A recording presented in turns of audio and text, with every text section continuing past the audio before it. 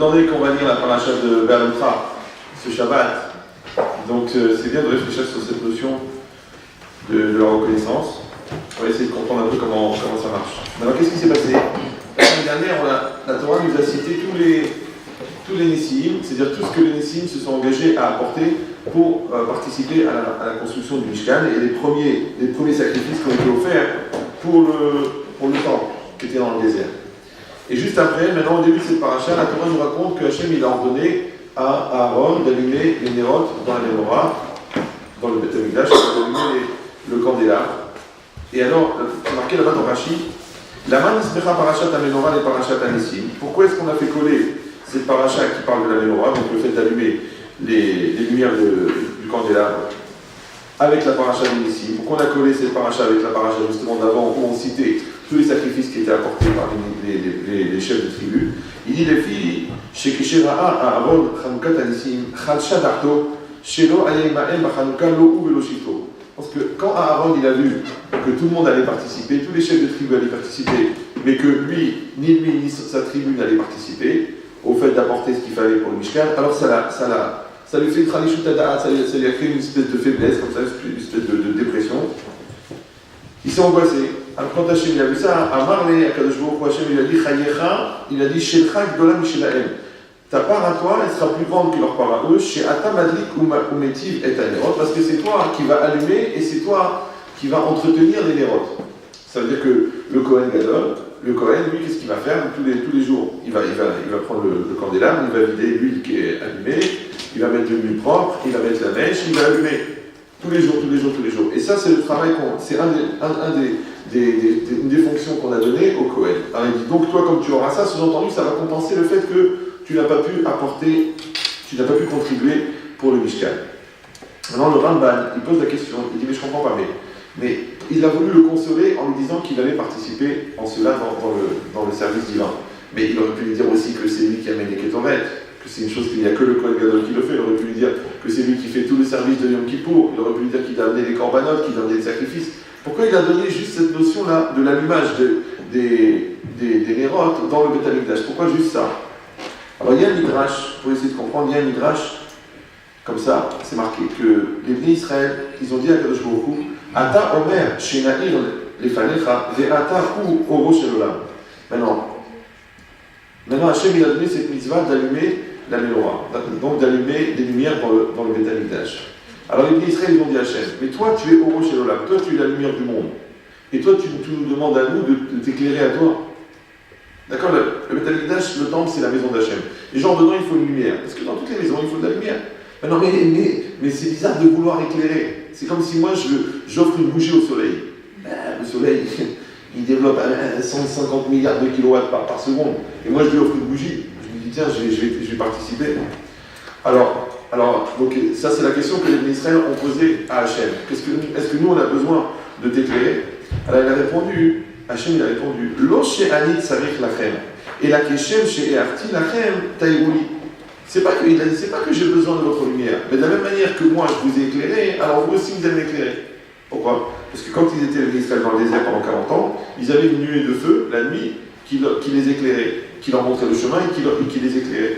Donc les Israël, pour rendre à Dieu l'éclairage qu'il leur a apporté, alors eux aussi ils doivent allumer la Menorah. Donc ici, cette notion-là de l'allumage, elle correspond à une notion d'essayer de rendre à Hachem ce qu'il nous a donné.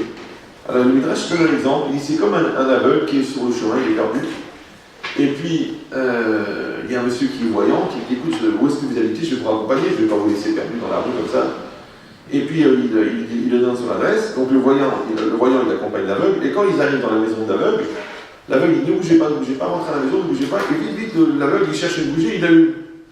Alors le voyant dit mais vous savez, moi je vois très bien, vous m'allumez une lumière, mais ça ne me sert à rien parce que je vois très bien. Il a dit mais c'est vrai que tu vois bien et que tu n'as pas besoin de moi puisque c'est moi qui suis aveugle, mais moi, je veux t'apporter la lumière que tu m'as apportée, parce que sur le chemin tu m'as éclairé, tu m'as fait comprendre, alors moi aussi je veux t'éclairer. Donc ça veut dire quoi ça? Alors il explique le Rav Shmulevitz, il dit que cette notion-là, c'est la notion de Hakarat-Hatov, c'est-à-dire c'est la notion de reconnaissance que quelqu'un il a envers l'autre.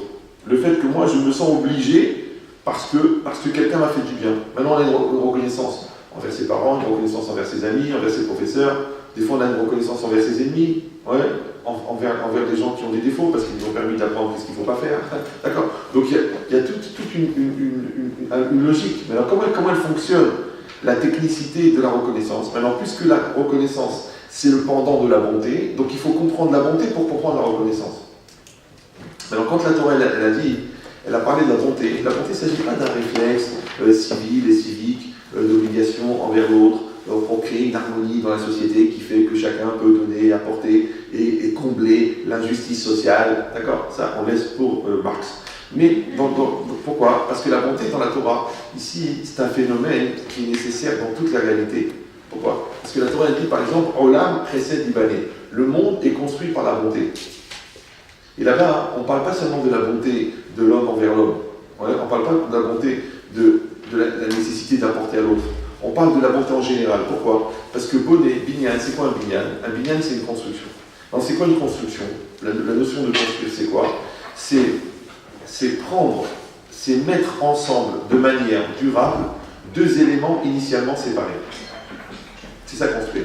D'accord. Il y a deux éléments qui n'ont rien à voir. D'accord. Par exemple, il y a un mur et là il y a une pierre. Mais cette pierre elle est exactement adaptée à ce mur. Alors si je prends pendant Shabbat la pierre et je la pose sur le mur et je la mets exactement à l'emplacement où elle doit être, et c'est une pierre taillée, et ce mur il est fait qu'en pierre taillée, et il n'y a pas besoin de ciment, et bien en posant cette pierre sur le mur, j'ai transgressé Shabbat, j'ai construit. Je dis, comment j'ai construit? J'ai rien construit. Il y avait un mur, il y avait une pierre, je l'ai déplacée dans l'espace. Oui, mais maintenant tu as créé un ensemble. Avant il y avait quelque chose de séparé, maintenant il y a quelque chose qui est ensemble. Donc c'est quoi construire? Construire, c'est mettre ensemble de manière durable deux éléments initialement séparés. Ça s'appelle construire. D'accord? Maintenant, c'est comme un couple. Quand on se marie, c'est quoi? Et toi tu es là, moi je suis là, toi tu viens d'une autre famille, d'une autre race, d'une autre espèce, c'est pas du même sexe, bon, Hachem c'est bien, oui, d'accord? Et puis on n'a rien à voir, on n'a pas la même vision, on n'a pas la même approche, on n'a pas la même volonté, et d'un seul coup on va se marier. C'est-à-dire qu'on va se marier, ça veut dire qu'on va construire un foyer. C'est quoi construire? Construire, c'est mettre ensemble de manière durable deux éléments initialement séparés. Ça va? C'est ça construire. Maintenant en hébreu, réfléchir, c'est les hitbonen.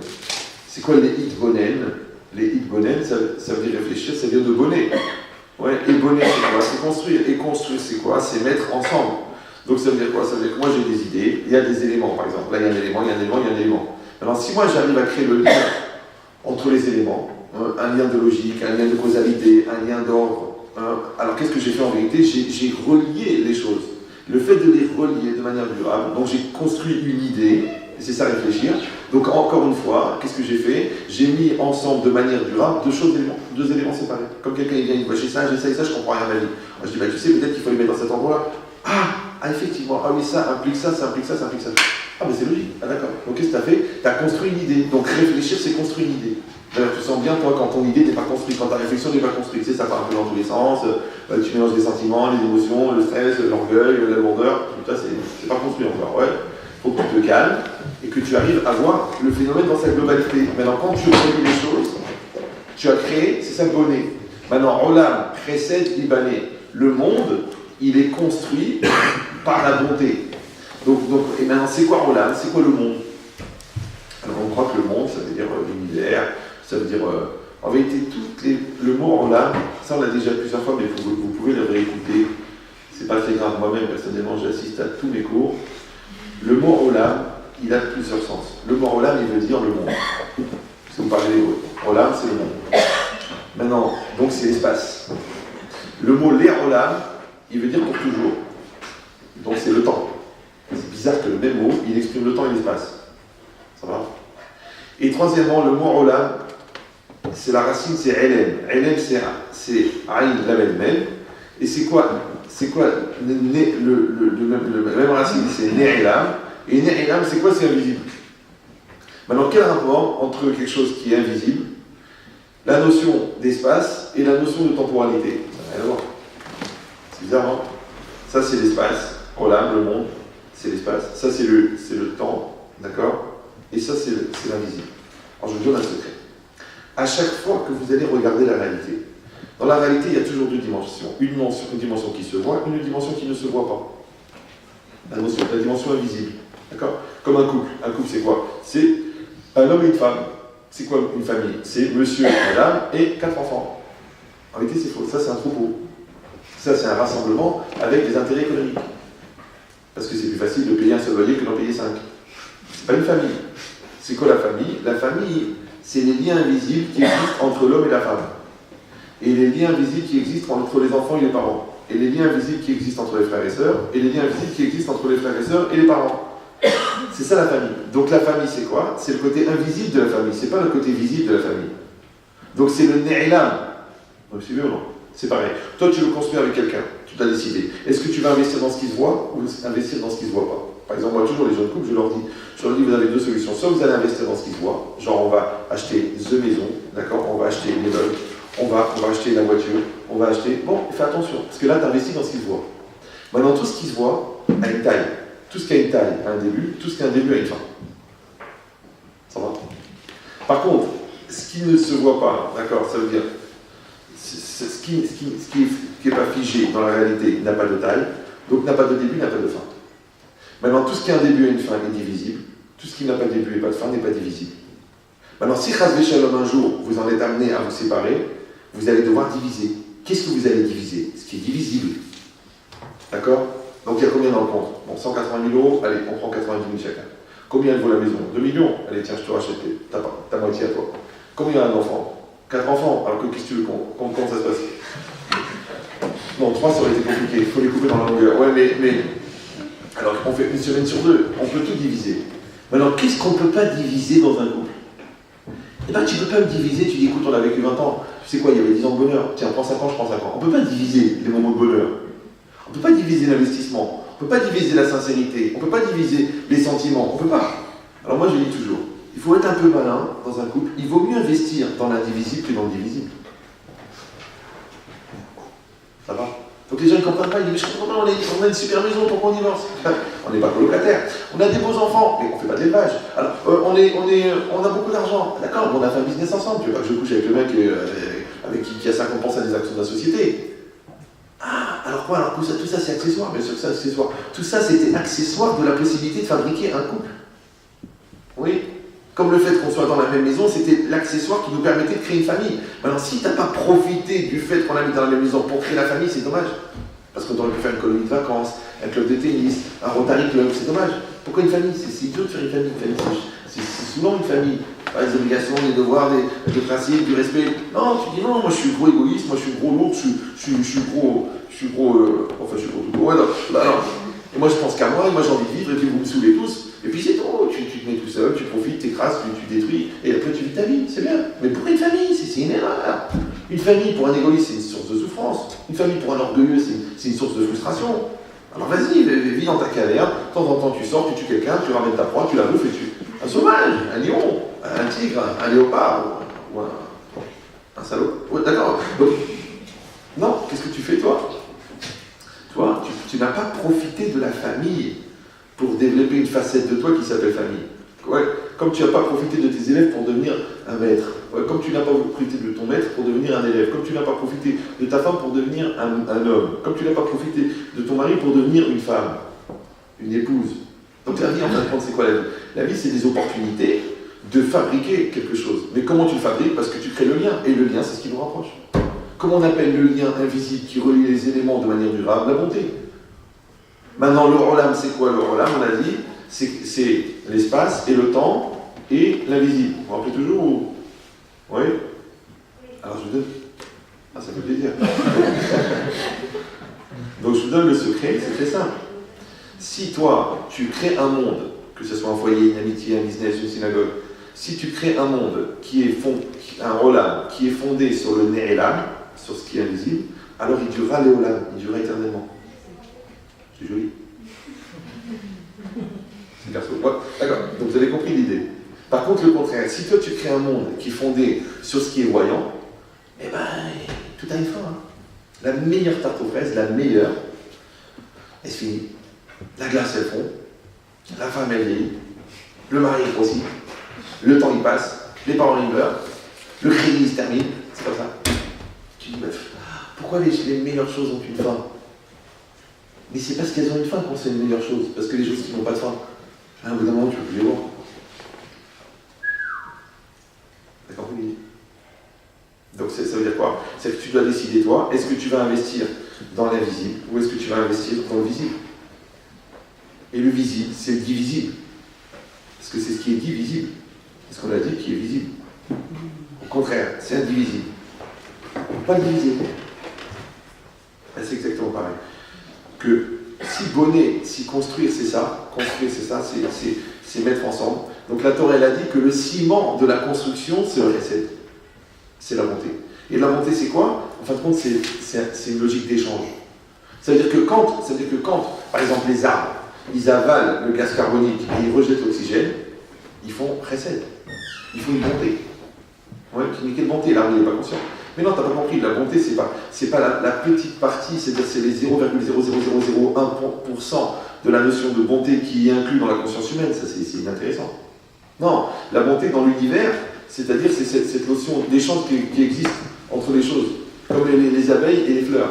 L'abeille, elle va pour prendre le pollen, d'accord? Mais en même temps, c'est elle qui va féconder la fleur femelle ou la fleur mâle. Parce que quand elle va se poser dans la fleur, elle va prendre la graine et elle va dans une autre fleur, hop, elle féconde.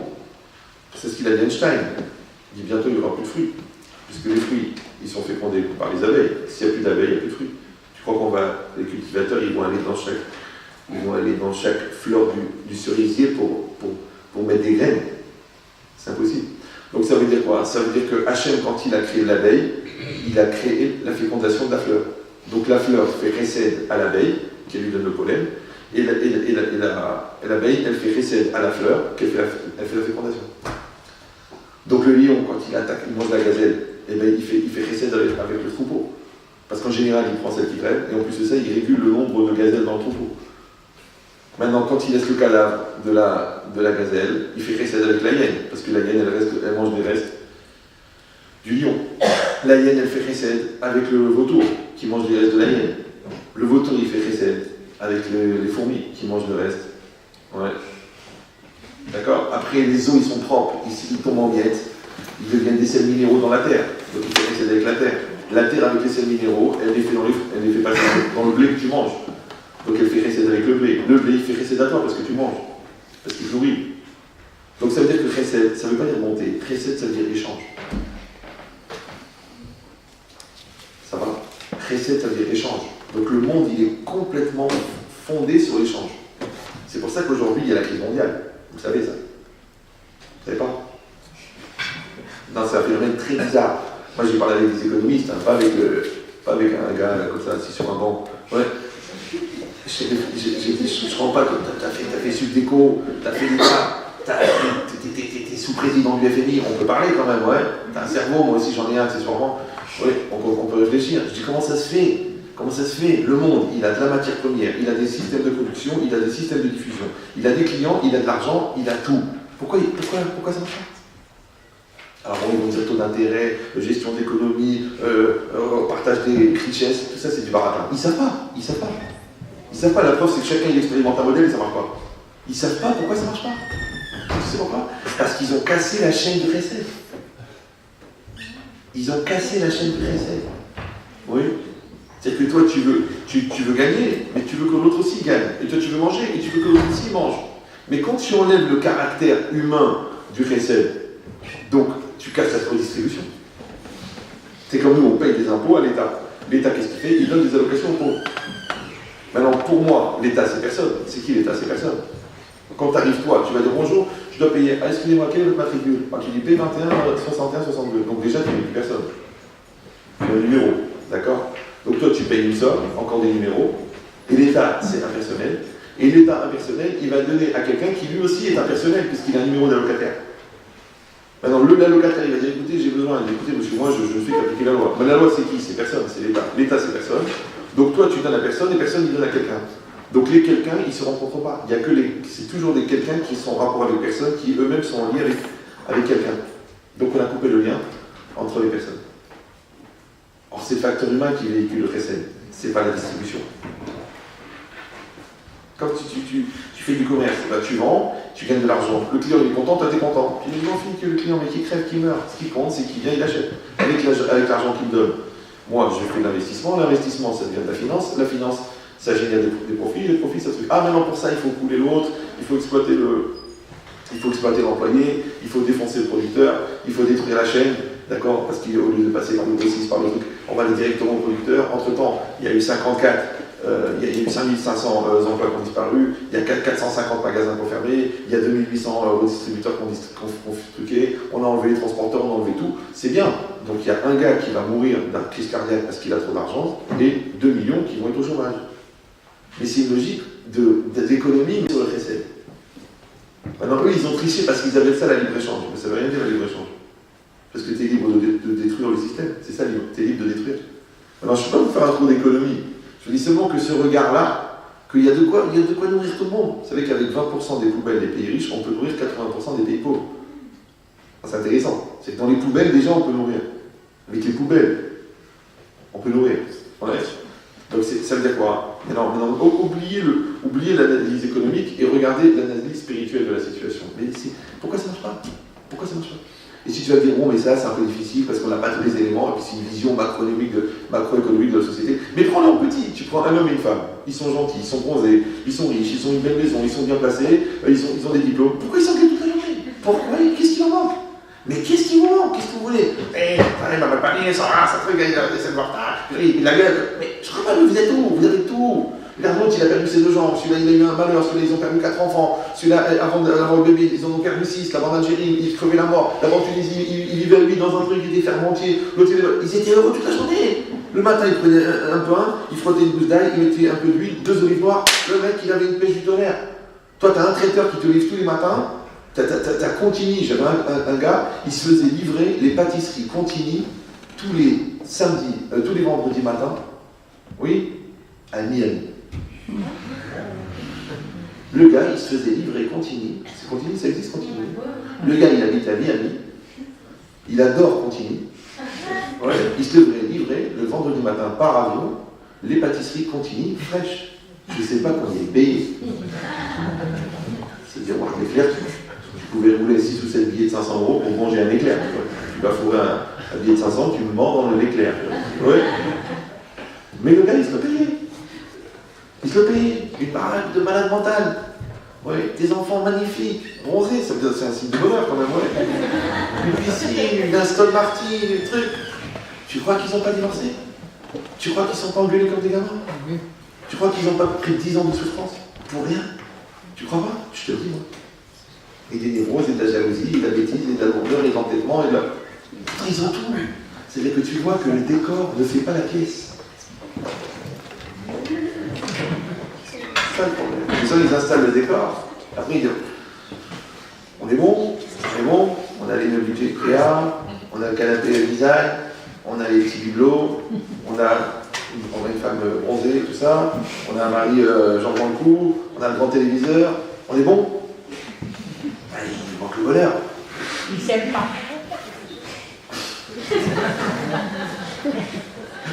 Bon, je ne tiens pas compte de la première intervention, mais enfin, on va essayer de rester calme. Alors, donc qu'est-ce qui est marqué ici? Ici, c'est marqué une chose incroyable. Ouais, c'est qu'en fin de compte, et je sais que ça a l'air un peu débile, parce que moi-même j'ai de la peine de dire des choses débiles, mais quand il manque l'essentiel, qu'est-ce qu'on va faire avec le reste? Maintenant, les gens ils croient que oui, mais si on augmente tellement le reste, à la fin l'essentiel c'est pas grave. Mais non, regarde comment tu t'écoutes pas. Là. Ouais, je vais faire le reste tellement bien que l'essentiel c'est pas grave. C'est comme quelqu'un qui est mort. Il est mort il y a 2 minutes, on l'a à crème. Il a des poumons, il a un système sanguin, il a un système respiratoire, il a un cerveau, il a des cellules, il a tout. Il est mort. Tu vois, allez, lève-toi, Maurice, non, il est mort. Alors, des fois, les gens, tu les vois comme ça figés, ils ne bougent plus, ils sont morts. Ben oui, parce qu'il manque la vie. Donc, quand il manque le principal, qu'est-ce que tu vas faire avec le reste? D'accord, tu as de l'argent. D'accord, tu mens, tu triches, tu es névrosé, tu te masturbes et tu fumes, tu te prends de la coke toute la journée. Mais qu'est-ce qu'on fait avec ton argent? Qu'est-ce que tu as gagné? Ouais, mais j'ai de l'argent. Quand tu as de l'argent, ça veut dire que tu vas te payer, genre, l'enterrement classe 1. Voilà, vraiment, si je peux venir, avec plaisir. Si j'ai l'honneur de pouvoir tenir une poignée, ouais, du cercueil, c'est ça le problème. Pourquoi la personne ne voit pas? Maintenant, comment ça s'appelle cette vision de l'essentialité qui maintient tout le système ensemble? C'est le reset, c'est ça le monter. Pourquoi? Parce que la bonté, elle crée le lien entre les éléments. Et le lien, ça crée l'entité. Et l'entité s'appelle la vie. C'est pour ça que c'est marqué Bechol Makom chez Yesh Pirou, Yesh Mita. À tout endroit où il y a une séparation, il y a une mort. Tu vois la plante, elle pousse par terre. Elle pousse par terre. Pourquoi? Parce qu'elle est liée à la terre. Tu la coupes, tu la tues. Elle va mourir. Ouais. Ça c'est une branche, ça c'est un arbre. Tu sépares la branche, elle meurt. La main, le gars il se coupe la main. Pourquoi elle meurt la main? Je comprends pas. Avant il y avait un monsieur, maintenant il y a un monsieur et une main. Pourquoi elle meurt la main? Elle pourrit, ça sent mauvais, le sang il coule. Bon, disons tu cautérises tout de suite. Pourquoi elle meurt? Tu dis, bah, c'est normal. Parce que la main n'est plus nourrie par le circuit. Ah, t'as compris, c'est que le sang il part de là, d'accord? Il est oxygéné par le cœur, il arrive ici, il oxygène les cellules, après il repart ici désoxygéné, après il réoxygène, maintenant tu le coupes, il est plus oxygéné, ici il est plus oxygéné. Maintenant toi tu prends un morceau qui s'appelle la main, un morceau qui s'appelle le corps, et le lien entre les deux, c'est ce qui permet l'énergie. Et bien c'est quoi l'oxygène du mari? C'est sa femme. C'est quoi l'oxygène de la femme? C'est le mari. C'est quoi l'oxygène des parents? C'est les enfants. C'est quoi l'oxygène des enfants? C'est les parents. C'est quoi l'oxygène des clients? C'est le produit. C'est comme ça qu'ils peuvent le croire. En fait, c'est le vendeur. Ouais, d'accord. Donc ça veut dire qu'en fait, quand tout le système, il est fondé sur l'échange. Maintenant, là où ça devient compliqué, c'est que pour que l'échange puisse se faire, quand il s'agit d'un échange qui se fait avec plusieurs intervenants, il faut que tous les intervenants rentrent dans le jeu de l'échange. C'est ça que je vous avais donné l'exemple.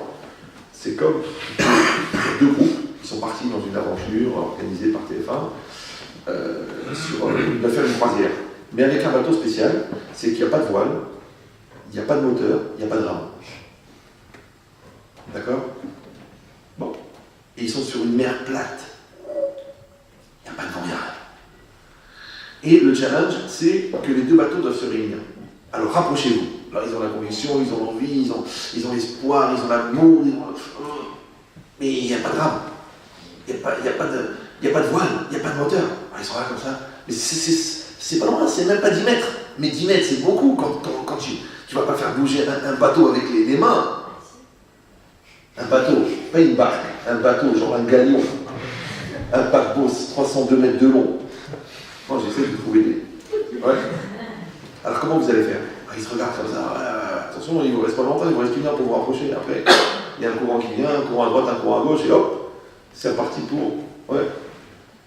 Alors, il y en a qui dit, waouh, j'ai une chorma de folie. Vous avez des cordages? Oui, nous aussi on a des cordages. Oh, vous avez des cordages, super, qu'est-ce qu'on va faire? Et bien chacun il va jeter des cordes à l'autre. Quand la caronne. Mais il y a une condition. C'est que c'est vrai que chacun il va jeter une corde à l'autre, des cordes à l'autre, et ça va créer le lien, mais après il va falloir tirer les cordes. Il va falloir que tu tires les cordes de l'autre. Vous suivez ou... Maintenant, quand tu jettes la corde, ça s'appelle le chesed, c'est la bonté, mais quand tu tires la corde de l'autre, ça s'appelle la reconnaissance. Alors il y a beaucoup de gens, ils jettent leur corde et ils tirent leur corde. Je t'ai fait du bien et tu vas le payer. Je t'ai fait du bien et tu m'appartiens. Je t'ai fait du bien et c'est pour ça que je t'ai fait du bien. Je t'ai fait du bien, mais en vérité, je me suis fait du bien en faisant semblant de te faire du bien. Parce que c'est moi qui me suis fait plaisir. Tu sais, des fois, ils disent, il s'aime. C'est vrai qu'il s'aime. Il s'aime, c'est-à-dire, il s'aime. Lui, il s'aime et elle s'aime. C'est qu'en fait, ils s'aiment l'un l'autre, mais pas l'un l'autre. Mais ils s'aiment. C'est pour ça qu'au bout d'un moment, il y a une ambiance de seum. Parce qu'ils s'aiment pas. Ils s'aiment pas. Ils s'aiment. Ouais, ils s'aiment. Mais ils s'aiment pas. Un truc bizarre. Il y a un mot très, très usité dans le langage des jeunes. Ça s'appelle le je t'aime. Je ne sais pas si vous avez déjà utilisé ce terme. Et bien, je t'aime, c'est une proposition qui est faite en 3 parties. Il y en a une qui s'appelle le je, il y en a une qui s'appelle T, qui représente le te, le toya, oui, et une partie qui s'appelle le M. Maintenant, faites très très attention de bien définir c'est quoi le T. C'est qui le T? Parce que peut-être que tu t'aimes. Alors il y a beaucoup de gens qui s'aiment, ils s'adorent. C'est l'égoïsme, c'est l'orgueil, c'est l'égocentrisme. Ouais, mais ils s'adorent. Comment tu sais que quelqu'un il s'aime? Tu sais pourquoi? Parce que quand tu te rappelles de son nom, il est comme un fou. Quand tu lui fais plaisir, il est extraordinaire. Quand tu lui as fait un cadeau, quand tu as pensé à lui, quand tu l'as fait exister, quand tu l'as réalisé, le gars il est comme un mal. Tu m'aimes? Tout le monde a besoin d'amour. C'est connu, c'est une phrase de Pirkei Avot, everybody, somebody, d'accord, c'est normal. Tout le monde a besoin d'amour. Maintenant, le problème, c'est quoi? Est-ce que c'est un amour pour construire ou est-ce que c'est un amour pour consommer? Maintenant, le problème, c'est que la construction, ça réunit, mais la consommation, ça sépare. Par exemple, quand tu as mangé une glace, même si tu as beaucoup aimé cette glace, même si tu t'es battu pour avoir cette glace, et que tu as réussi à manger la glace, et bien tu ne gardes pas l'emballage. Pourtant, c'était la première. C'était ta première glace. Tu aurais pu garder l'emballage quand même. Eh ben non. Même l'emballage de la première glace, tu jettes. Tu sais pourquoi? Parce que tu es venu pour consommer. Donc quand le gars il a consommé, chacun maintenant il verra s'il se sent dans le rôle de la glace. Quand il a consommé, il garde ni l'emballage, ni le bâton, même pas le trognon. Vous avez vu une pomme, comment c'est beau? Vous allez chez Fauchon, vous prenez une belle pomme à 21 €. Ouais, pomme de culture, qui vient du Pérou, une barouille dans un temps des champs d'orchidées, d'accord? Elle est belle, la pomme elle est belle, elle est parfaite, elle est calibrée, elle est brillante, elle est colorée, tu la sens, elle est acide, elle est douce, il n'y a pas plus beau qu'une belle pomme. Et il n'y a pas plus moche qu'un trognon oxydé. Tu sais que la pomme, quand tu la manges, elle s'oxyde, ça va très vite. Hein. Tu la poses là, tu reviens un quart d'heure, elle est marron. Ouais, elle est marron, marronge, on dit ouais. C'est exactement pareil. Donc si le garçon il te regarde comme une pomme ou comme une poire, c'est pas évident que quand il aura mangé le meilleur, il s'attachera au trognon. Et d'ailleurs il t'avait prévenu parce que chaque fois il disait oh t'es trognon. Oui. C'est un avertissement. Il va te mettre en situation de futur trognon. Maintenant il y a des gens qui créent des œuvres d'art. Et une œuvre d'art, on s'y attache de plus en plus. Et un tableau, on peut ne jamais le finir parce qu'on peut toujours l'améliorer. D'accord? Et pourquoi tu es attaché à l'œuvre d'art? Parce que tu as mis de toi-même dedans. Et par contre, il y a des gens qui consomment des œuvres d'art, qui ont été produites par d'autres. Ouais. Et quand ils ont fini de consommer, tu peux pas demander à un singe d'apprécier la Joconde. Donc tu le mets, au bout d'un moment, il s'amuse, il croit que c'est un miroir, il donne des dates, puis après il déchire, il s'énerve et il déchire la Joconde. Il dit la Joconde. Mais c'est un chimpanzé, tu ne vas pas demander à un chimpanzé d'apprécier là. Ben, des fois, avec un peu moins de poils, ils sont pas loin du cul du chimpanzé. C'est exactement pareil. Donc ça veut dire que la bonté, c'est le fait que tu vas prendre de toi-même et tu vas le mettre chez l'autre pour avoir un lien avec l'autre. Maintenant, le problème, c'est que comme c'est une logique d'échange, pour que le lien se fasse entre les deux éléments, il faut que ton investissement, il aille quelque part. Maintenant, pour que ton investissement il aille quelque part, il faut qu'il y ait de la place chez la personne qui va recevoir l'investissement. Ça va? Il faut une accroche, on dit en français. Il faut une accroche. Tu veux vendre l'aspirateur et tu es un très bon vendeur. Mais le gars, il a un aspirateur. Il en a même deux. Tu dis, je suis un très bon vendeur, je vais vous prouver, je vais vous truquer, je vais vous faire ça, un aspirateur spécial, il fait des glaçons, il fait des photos, il fait... Le gars il dit j'ai un aspirateur, j'ai un appareil photo, j'ai un téléphone. Oui mais celui-là il fait frigo, téléphone, tu t'imagines avec ton frigo, d'accord. Mais j'ai pas besoin, donc tu as besoin d'une accroche. Maintenant c'est quoi l'accroche que tu as chez l'autre? Eh bien c'est le besoin que l'autre il a de ta bonté à toi. Maintenant pourquoi il a besoin? Tu sais pourquoi? Parce que soit parce qu'il a un manque, soit parce qu'il a assez de conscience pour être reconnaissant de l'effort que tu as fourni pour lui. Maintenant quand tu donnes quelque chose à quelqu'un, il y a deux dimensions. Il y a la dimension que tu donnes et il y a la dimension que tu prends. D'accord? Maintenant, normalement, tu prends de toi, tu donnes à l'autre. Ça va? Tu prends de toi, tu donnes à l'autre. Maintenant, quand tu as donné à l'autre, qu'est-ce que tu as pris de toi? Eh bien, tu as pris déjà que l'objet, tu aurais pu le garder pour toi. Donc, en le donnant à l'autre, tu l'as pris de toi. Et en plus, tu as pris de tes ressources à toi pour donner à l'autre. Mais à part ça, au niveau invisible, tu as pris de ton orgueil, parce que pour donner, il faut être modeste. Et après, tu as pris de ta radinerie. Ouais. Donc tu as pris de ta radinerie pour donner. Tu as pris de ta peur de manquer pour donner. Ouais, tu as pris de ta peur que l'autre il en profite pour donner. Donc ce que tu as pris de toi, oui, c'est ce que l'autre reçoit aussi. Donc l'autre il reçoit ce que tu lui donnes plus que ce que tu as pris de toi. Ça va? Maintenant le fait d'avoir pris de toi, donc tu as creusé dans un espace personnel qu'on appelle vulgairement l'amour-propre, puisque l'amour-propre il est constitué de l'orgueil et de l'égoïsme. Donc quand tu as creusé en toi pour être capable de donner à l'autre, en même temps le trou que tu as créé en toi, qui s'appelle l'abnégation, qui s'appelle la tolérance, qui s'appelle la générosité, ce creux que tu as créé en toi pour pouvoir donner à l'autre, c'est aussi l'espace dans lequel tu vas pouvoir accueillir la bonté de l'autre. Ça va? Ça veut dire que c'est vrai qu'il faut savoir donner, mais il faut savoir accepter aussi. Il faut savoir donner, et il faut savoir dire merci. Maintenant, il y a des gens qui ne savent pas donner. C'est une maladie qui s'appelle les bras séchés. D'accord? Il y a des gens qui ne savent pas dire merci. Soit parce qu'ils ont un orgueil tellement démesuré qu'ils ne veulent pas se rabaisser à exprimer un symptôme de dépendance, qui les ramènerait quelque part à une notion de dépendance. Ouais. Ou alors, c'est qu'ils pensent qu'ils n'ont pas à dire merci parce que c'est indu. Quand toi, tu fais ton code dans la machine à sous et que tu tires 100 €, c'est très rare de voir des gens qui disent merci. C'est une machine à sous. Tu mets, faites votre login, tu fais ton login, tu sors l'argent. Quelle somme mesurez-vous? Voulez-vous un reçu? Tu dis oui, tu reçois le reçu, tu t'envoies avec l'argent. C'est rare que le gars il tape sur l'épaule et dit je suis content de pouvoir compter sur toi, j'aime ta fiabilité, j'aime ta fidélité, j'aime ta générosité. Tu n'étais pas obligé, tu es 4h30 du matin, j'avais rien pour prendre le taxi, tu étais là, tu as répondu présent, colle à cavote, tu sais quoi? Tu n'es pas un point argent pour moi, tu es presque un parent. Malheureusement, il y a beaucoup d'enfants qui considèrent que leurs parents sont des machines à sous, des points argent. Donc ils font le code, s'il te plaît papa, ils disent la somme, ils ne demandent même pas un reçu.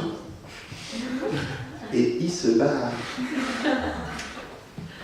Bien sûr, tu peux demander, tu peux aussi donner avec option merci. Possible d'avoir un merci? Pourquoi? Tu m'as mis au monde, tu es responsable. Crève. Tu ne veux pas me nourrir? Tu sais ce que je vais te faire? Je vais te faire un procès pour non-assistance à personne en danger. Abandon familial, tu veux ça? Alors non seulement tu payes, non seulement je te casse et je t'insulte et je te maudis, mais en plus je te maudis que tu m'as mis dans ce monde que je ne supporte pas. Tu dis, ben écoute, merci d'être né. Hein. C'est dur. Mais il y a des gens comme ça. Il y a des gens que tu te demandes par quel orifice ils sont sortis. Tellement ils ont un effet laxatif sur toi. Ouais. Donc c'est ça l'idée. Que la personne, elle n'arrive pas à dire merci. Or c'est les deux exercices qui font le lien. Parce qu'on a dit que chacun il jette les cordes, mais tu dois tirer la corde de l'autre. Moi je jette ma corde, mais je tire ta corde à toi, je dis colle à cavote, Razak ou Baruch, merci beaucoup. Donc moi je tire la corde de mes parents, toi tu tires la corde de tes enfants, toi tu tires la corde de ton patron, toi tu tires la corde du bon Dieu, mais tire la corde. Et des gens, non, ils ne veulent pas tirer la corde, pourquoi? Qui a dit? Pourquoi ça va faire de ça? C'est ça le problème. C'est ça le problème. Ça veut dire que le pendant de la bonté, c'est la reconnaissance. Le pendant de la bonté. C'est pour ça que le Rav Dessler, il dit, bon lui, moi je voulais développer style Lacan, mais lui, il fait ça très rapide, il dit une phrase très simple, il dit « Chesed ve'akaratatov ze'ava ». L'amour et la reconnaissance, la bonté et la reconnaissance, c'est ça l'amour. C'est que l'amour, l'amour. Tu te détends, tu te calmes, ça va aller. On a tous des névroses, d'accord? Non. L'amour, c'est quoi? On a expliqué déjà 1 million de fois, mais je le répète pour les nouveaux, pour les absents et pour les gens qui pourront avoir compris, que l'amour, c'est quoi? C'est, Ahava, c'est valeur numérique 13. Amour, en hébreu, c'est Ahava. Et Echad, c'est aussi la même valeur numérique. Echad, ça veut dire 1. Donc c'est quoi? Aimer, c'est faire 1. D'accord? Maintenant, à quel niveau ça fait 1? Alors il dit le Maharal de Prague, il dit Ahava, c'est Shalut Taretzonot. Avec ça, qu'avec ça, vous pouvez déposer un doctorat en psychologie. D'accord? Ahava, l'amour, c'est Shalut Taretzonot, c'est l'équivalence des volontés. Or, la volonté, c'est quoi la volonté? C'est le côté invisible dont on a parlé. C'est le moteur du monde, c'est le moteur du couple, c'est le moteur de la personne, c'est le moteur du projet, c'est le côté invisible. Alors, tu as bien placé, tu as le bon magasin, tu as le bon client, mais si tu n'as pas la volonté, ça ne marchera jamais. Tu as la meilleure voiture de course, mais tu n'as pas la volonté de gagner, ça ne marchera jamais. Tu as les mots pour parler, mais tu n'as pas la volonté de faire passer un message positif, ça ne va pas passer. Tu peux être très très méchant avec des gentils mots, et tu peux être très très gentil avec des mots méchants. Pourquoi? Parce que ce qui va véhiculer ton projet, l'air comprimé qui va véhiculer le projet, c'est la volonté. Donc, la volonté positive de et la volonté positive de. Alors, il dit le Maharal, à Ava, c'est l'équivalence des volontés. Maintenant, donc, c'est pas la bonté qui construit le couple, vous avez compris. C'est la dimension invisible de la bonté. Et c'est quoi la dimension invisible de la bonté? C'est la volonté donnée. Qui, elle, va véhiculer l'objet donné. Ça va? De la même manière, en face, il y a une volonté de dire merci, qui va véhiculer un merci. Maintenant, quand la volonté de dire merci, elle rencontre la volonté de donner, l'équivalence des volontés, donc l'union des volontés, l'harmonie des volontés, des bonnes volontés, ça peut l'amour. Et c'est ça, Echad. C'est pour ça que quand les gens ont tout pour être heureux, mais qui n'ont pas la bonne volonté d'y arriver, ça marche pas. Ils deviennent des chassidim, du chassidout, qui s'appelle la chassidout de Mshon Neuf. Ils deviennent des Mshon Neufeurs, des Mshon. Mshon du matin, Mshon du soir. Comme ça. Pourquoi? Parce que le Mshon n'a pas la bonne volonté. Ouais, il n'a pas. Il a tout, mais il n'a pas la bonne volonté. Ou alors la volonté mauvaise de faire, disons, de t'aider à digérer. Des gens comme ça qui ont une capacité extraordinaire pour t'aider à digérer. D'accord? Ne prends plus de laxatif, tu leur parles 2 minutes, tu dis, mais ils me font vraiment digérer. C'est des trucs, tu dis, mais t'es venu au monde pour ça, toi. Mais t'es venu au monde pour ça. Tu pourrais être vendu en pharmacie. Ah, ta tronche, déjà, elle doit faire de l'effet, c'est pas possible. Ouais, il y a des gens comme ça qui disent qu'ils allaient. Ouais. Alors que le contraire, mais ça c'est quoi? C'est l'expression de la mauvaise volonté. C'est pour ça que quand tu te sens mal, quand tu triches, quand tu peurs, quand tu as peur, quand tu as peur de rater un examen, pourquoi tu as envie de le connaître? Pourquoi les gens qui meurent, ils font sur eux? Tu sais pourquoi? Alors les médecins ils disent parce qu'il y a eu un relâchement des sphincters. Moi je sais pas, ce soir c'est très. Il y a des jours comme ça. On ne peut pas dire que c'est une réalité parce que ça c'est la finale. Mais l'idée c'est quoi? C'est que quand quelqu'un meurt, en vérité, pour qu'il meurt, ça veut dire qu'il relâche la bonne volonté. Donc le corps, il se relâche. D'accord? Alors c'est pas le même, t'as des mots. T'as des mots. Tu peux dire des mots gentils, tu peux dire des mots méchants. Maintenant, t'as pas besoin de faire un effort pour dire des mots méchants. Il te suffit que tu te laisses aller. N'importe toi-même, tu dis, cela m'a échappé. Genre, il y a un endroit pourri là, avec un réserve de mots méchants. Et de temps en temps, si tu ne maîtrises pas, c'est le mot méchant qui sort. Tu dis, excuse-moi, ça m'a échappé. Quand ça t'a échappé? Il y a des mots qui sortent de toi. Heureusement qu'il n'y a pas un bras qui sort ou là. Imagine que tu t'énerves, il y a les poumons qui partent. Oh, mince, ça m'a échappé. Heureusement que c'est pas les poumons qui partent. Oui. Non, c'est dire non, mais c'est juste une expression. Mais moi, la langue française, j'adore la langue française parce qu'elle est très précise. Je crois pas. Je crois que c'est vraiment, c'est quelque chose qui est réel. C'est que là, vraiment, la personne, quand elle dit ça m'a échappé, ça veut dire que ça m'a échappé. Il y a un truc, c'est ça la logique. La logique, c'est que quand tu perds le contrôle, c'est plus toi qui parles. D'ailleurs, toi-même, tu dis c'était plus fort que moi. Je n'étais pas moi-même. J'étais possédé. Je dis, attends, tu es un exorciste ou quoi là? Tu es devant moi, on est en train de parler, d'un seul coup, tu me dis des gros mots. Je dis, oui, je sais, excuse-moi, ça m'a échappé, ça va. C'est bizarre, ça. Là, je parle, par exemple, Vous voyez parler, là, vous m'entendez? Oui, non? Oui. Je parle. Donc, j'ai une conscience, j'ai une volonté, j'ai une famille, j'ai un cerveau, j'ai une culture, j'ai une expérience, et vous parle. Je sais que je suis là, vous, je suis conscient que vous êtes là, c'est à vous que je parle, et le lien invisible que je crée entre vous, qui s'appelle la communication, qui vient de commun, c'est comme un, ouais, c'est parler. Mais si je déblatère, si je vomis, si j'exprime mon repas de midi, c'est le je rote, ouais. Ça s'appelle pas communiquer, ça. Il n'y a pas un deuxième rabbin comme ça, c'est impossible. C'est pas déclassé, c'est déclassé. Elle n'a pas, tu cherches, il ne faut pas. C'est pour ça qu'il y a vraiment le monde, ouais. Mais c'est ça l'idée, ouais. L'idée c'est ça, c'est que la personne, elle va exprimer quelque chose. Maintenant, il n'y a pas de différence entre dire une phrase, faire un cadeau à quelqu'un, donner 10 euros à un pauvre, passer du temps à écouter quelqu'un qui souffre, il n'y a pas de différence. Il n'y a aucune. C'est l'extérieur qui change. Mais le principe, c'est le même. C'est qu'il y a un geste qui est véhiculé par une volonté. Maintenant, quand ma volonté de donner, elle rencontre ta volonté de dire merci, ouais, et aussi ta volonté de recevoir, alors maintenant, qu'est-ce que j'ai fait moi? J'ai pris de moi-même, je te l'ai donné à toi. Maintenant, toi, tu peux le recevoir en toi, parce que tu as fait l'effort d'écouter, donc tu as créé un espace d'abnégation pour recevoir en toi, moi. Et moi, ensuite, quand toi, tu vas voir que tu as reçu, tu vas te sentir redevable, donc tu vas vouloir donner à nouveau. Et qu'est-ce que tu vas donner? Tu vas donner du merci. Maintenant, moi, pour te donner un objet, j'ai dû sacrifier de l'égoïsme. Et ce sacrifice de l'égoïsme, c'est un espace dans lequel je vais pouvoir accueillir ta bonté. Et toi, en disant merci, tu as sacrifié de l'orgueil, parce que c'est dur de dire merci. Ouais. Or, l'orgueil et l'égoïsme, c'est les seules choses qui nous séparent, et c'est les seules choses qui définissent l'amour propre. Je ne sais pas pourquoi on l'appelle propre, parce que c'est la partie la plus sale du corps. Ouais. Mais c'est comme ça. Donc ça veut dire que quand moi, je vais dire merci, en fin de compte, je vais lutter contre mon orgueil qui m'empêche de dire merci. Maintenant, c'est ce sacrifice d'orgueil en disant merci, il crée un espace dans lequel je vais pouvoir accueillir ton merci à toi. Vous suivez? Donc ça veut dire que la conjonction de deux sacrifices crée un entier. Exactement l'inverse du phénomène de l'éventail qui crée des trous en faisant du plein. Là, c'est l'inverse. On fait du plein en créant des trous. Et c'est ça qui nous relie. C'est pour ça que les gens qui ne savent pas donner ou les gens qui ne savent pas dire merci, ils ressemblent beaucoup aux gens qui ne savent pas parler ou aux gens qui ne savent pas écouter. Ouais. Ils ont les mêmes symptômes, les mêmes critères, les mêmes caractéristiques animales. D'accord?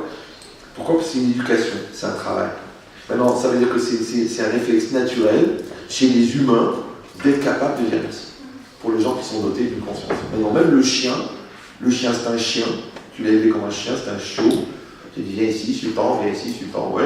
Il a grandi, tu as donné à manger, il a fait caca, tu as nettoyé dehors. Et un jour, tu es attaqué par des loups. Et le chien, il va te regarder, il va savoir que c'est la fin. Et lui, il va attaquer les loups pour que toi, tu puisses t'enfuir. Maintenant, il va mourir. Il y a 8 loups, et lui, c'est un berger allemand, accessoirement. Ouais. Il va mourir. Tu sais que le chien, il est prêt à mourir pour toi. C'est ça l'ami fidèle. Il aurait pu se barrer. Comme ton cousin qui s'est tout de suite parti dès qu'il a vu le danger, il a dit lui. Et les frères, on s'en va, d'accord? Mais le chien, il s'est sacrifié. Tu sais pourquoi il s'est sacrifié, le chien? Parce que tu lui as donné. Toute ta vie, c'est comme ça. Tu sais pourquoi alors maintenant, tu dis, alors comment ça se fait qu'il y a beaucoup de gens, je leur ai donné, et ils n'ont pas de reconnaissance? Je te dis pourquoi? Parce qu'il y a des gens, quand on leur donne, ils reconnaissent qu'on leur donne, mais il y a des gens, quand on leur donne, ça les stresse. Ça les stresse. Pourquoi? Parce qu'elle leur crée un malaise qu'on appelle la reconnaissance. Il y a des gens qui ne veulent pas monter. Parce que si tu dis, ouais, bah, si tu me fais monter, je vais me sentir obligé. Tu vas te sentir obligé. Tu vas te sentir obligé. Mais comment tu prononces le verbe obligé, toi? Parce que toi, tu dis, ah bah, je suis obligé. Ah bah, c'est encore des obligations. Hein, je suis obligé. T'es obligé? Mais ton fils, il a fait sur lui. Il a 15 jours. Tu es obligé de changer. Tu n'es pas obligé, tu peux le changer une fois tous les 8. Toutes les 8 d'expression. Mais tu peux pas, c'est ton bébé. Tu veux pas que ton bébé il soit mal à l'aise, qu'il ait des irritations, ça te stresse qu'il soit sale, qu'il sente pas bon. Donc tu n'es pas obligé. Mais tu kiffes de le faire. Parce que, pourquoi? Parce que c'est ton bébé, il t'a amené la joie, il t'a amené la lumière dans la maison. Donc tu kiffes de le faire. Donc c'est pas que tu es obligé. Il y a une autre expression avec le verbe obligé. C'est quoi? C'est ça. Je suis votre obligé. Vous suivez? Par exemple, vous venez au cours. Colacao, je suis content pour vous, c'est pas évident toutes les semaines de venir, de subir un monologue comme ça doit être fatigant à la fin du livre. Ouais. Mais sachez que moi, je prends plus que vous. Ce matin, j'étais à Issy-les-Moulineaux. Ici, c'est juste en face de là-bas. Ouais. J'ai fait cours. Eh bien, j'ai fait ce cours. Mais il n'est pas sorti du tout pareil. D'ailleurs, vous avez remarqué que je ne regarde pas la feuille de tout à l'heure. Ouais. Parce que je prends, moi je profite. Je profite de l'inspiration que vous m'inspirez par le fait de votre attente de recevoir quelque chose d'intelligent. Donc qui c'est qui gagne? C'est moi. D'accord? Donc je prends plaisir à vous donner. Mais c'est pas grave. Parce que tant que c'est sur un mode d'échange, C'est que moi je vous respecte en tant qu'élève, et vous, vous me respectez en tant que rave, on est super, on va gagner du temps. Mais si moi je dis moi, j'ai pas des élèves ici, moi j'ai les groupies, moi. J'ai ma secte ici. D'accord, toi tu fais ça, toi tu fais ça, toi tu me sers à ça, toi tu me sers à ça. Debout, le cavol, prosternez-vous. C'est ça, c'est la différence entre le rave et le gourou. Le gourou, c'est comme un rave, sauf que tu sais pas où il est le rave. Il se gourou, tu sais pas. Non, le rave, c'est quelqu'un qui t'accueille pour te montrer une direction. Voilà, c'est par là, c'est vers le bon Dieu. Alors que le gourou, il s'arrête, il te dit, tu as atteint la fin du chemin. Un gars de chez nous qui a mal tourné il y a 2000 ans. Oui. Tu as bien montré que c'est ici que ça se termine. Et l'avenir, tu fais une croix dessus. D'accord. Donc c'est quoi l'idée? C'est que la personne, elle accepte, en fin de compte de quoi? De donner, et elle accepte de recevoir. Maintenant, vous avez compris maintenant, le lien entre celui qui donne et celui qui reçoit, oui, il est autant important dans celui qui donne que celui qui reçoit. Pour l'antilope, pour la fourmi, ou pour l'oxygène et l'hydrogène, et l'air chaud et l'air froid dans le Pacifique, le Gulf Stream, je sais pas quoi, et l'air froid, c'est l'atmosphère. D'accord. Vous vous rendez compte que c'est grâce à la Lune qu'il y a des marées. Vous vous rendez compte? C'est extraordinaire. Ouais. Et il y a des règles aussi de la femme, avec la Lune. C'est compliqué l'histoire, ouais. Donc imagine ce que Jupiter doit produire. Et ça aussi, c'est encore une interaction. Et ce qui maintient l'équilibre de l'univers. Donc ça veut dire quoi? Tout le monde entier est fondé sur ça. Maintenant, le problème, c'est que tant que c'est dans l'univers, ça marche très bien. Mais quand ça devient entre l'homme et l'univers, c'est compliqué. Pourquoi? C'est marqué que quand Adam Arishon a été créé, vous savez qu'il est né, il avait plus de 30 ans, donc il était mature, il était très très intelligent. Il avait toute la connaissance d'un seul coup. Donc, on dit qu'il a vu la terre, il a vu le ciel, il a vu les graines qu'il y avait dans la terre, mais il a vu que ça ne poussait pas.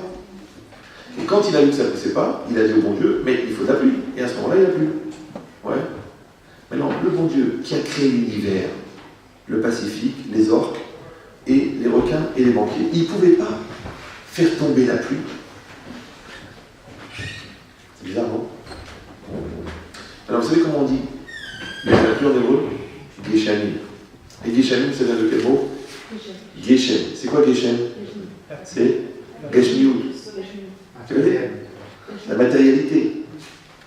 Maintenant, pourquoi la matérialité, elle est exprimée dans Geshamim? Ouais. Et Geshamim, c'est la pluie. Et la pluie, elle tombe d'où? Du ciel.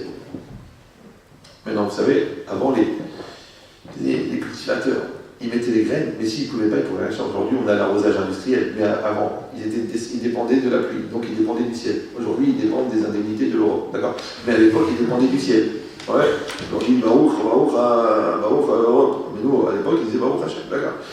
Donc maintenant, qu'est-ce qui se passe? C'est que si la pluie ne tombe pas, les graines ne peuvent pas pousser. Maintenant, il avait compris, Adam Rishon, qu'il faut de la pluie pour faire pousser les graines. Donc il a plu, donc les graines ont poussé. Qu'est-ce que ça vous inspire? Une chose extraordinaire. C'est que tu peux avoir droit au meilleur, le temps que tu n'es pas conscient de ton besoin, tu ne peux pas recevoir. C'est précis. C'est que les gens, ils ont tout pour être heureux, mais ils ne sont pas conscients du besoin. Et des fois, c'est plus vicieux parce que le bon Dieu, qu'est-ce qu'il fait? Il crée de l'interdépendance. C'est-à-dire que ce dont tu as besoin, ce qui est indispensable pour toi, il le met chez l'autre. Elle n'est pas négociable. C'est que l'homme a besoin de la femme. Et la femme a besoin de l'homme. Et les enfants ont besoin des parents. Et les parents ont besoin des enfants. D'accord? On dit, mais non, il fallait l'écrire autonome, chacun vit sa vie, chacun dans sa caverne, et on aurait été bien, tu sais quoi, il y a 600 milliards d'étoiles. Une chacun, c'est tout. Non, tous dans la même planète. La seule planète habitée, tous, les grands, les petits, les gros, les juifs, les goïms, les intellos, les religieux, les non-religieux, les asiatiques, les baladiques, les hafladiques, les squelettiques, tout le monde. Pourquoi tous dans la même planète? Pourquoi? Ça manque pas de place dans l'univers. Et la seule planète qui a un système solaire et un atmosphère qui rend la vie possible, c'est la seule. Je sais, ils cherchent, ils attendent, chacun il tend son petit doigt. Il n'y en a qu'une seule pour l'instant. Reconnue. Ouais. On cherche de l'eau sur Mars, de l'eau. Attends qu'il y ait des forêts, des oiseaux, de l'eau. Il déjà qu'il y ait de l'eau. Ouais. Tu viens ici, il y a tout. Il y a tout. Les abricots, le concierge, le mec qui ramasse les poubelles, les avions qui volent. Il y a tout. C'est incroyable. Tout sur une seule planète. Ça va? Alors pourquoi le bon Dieu nous a mis tous sur la même planète, alors que peut-être que les 3 quarts, on aurait préféré qu'ils soient ailleurs, et si possible, loin?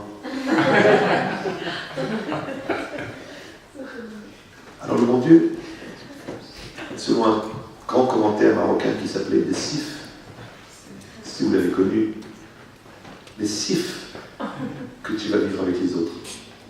Les Sif. Les Sif, c'est un auteur de la région de Récurrent, très connu, avec des tendances comme ça un peu ammoniacales, très connu, Sif ammoniacal, un Récurrent. Ça fait stresser un petit peu le Sif. C'est quand le gars est au livre, il dit des Sif, ça fait des brûlures dans l'estomac. Ouais. Bah, c'est pareil. C'est-à-dire qu'Hachem, il a dit, vous êtes condamnés à vivre ensemble. Et vous êtes condamnés à réfléchir. Et vous êtes condamnés à réussir. Et vous êtes condamnés à vivre.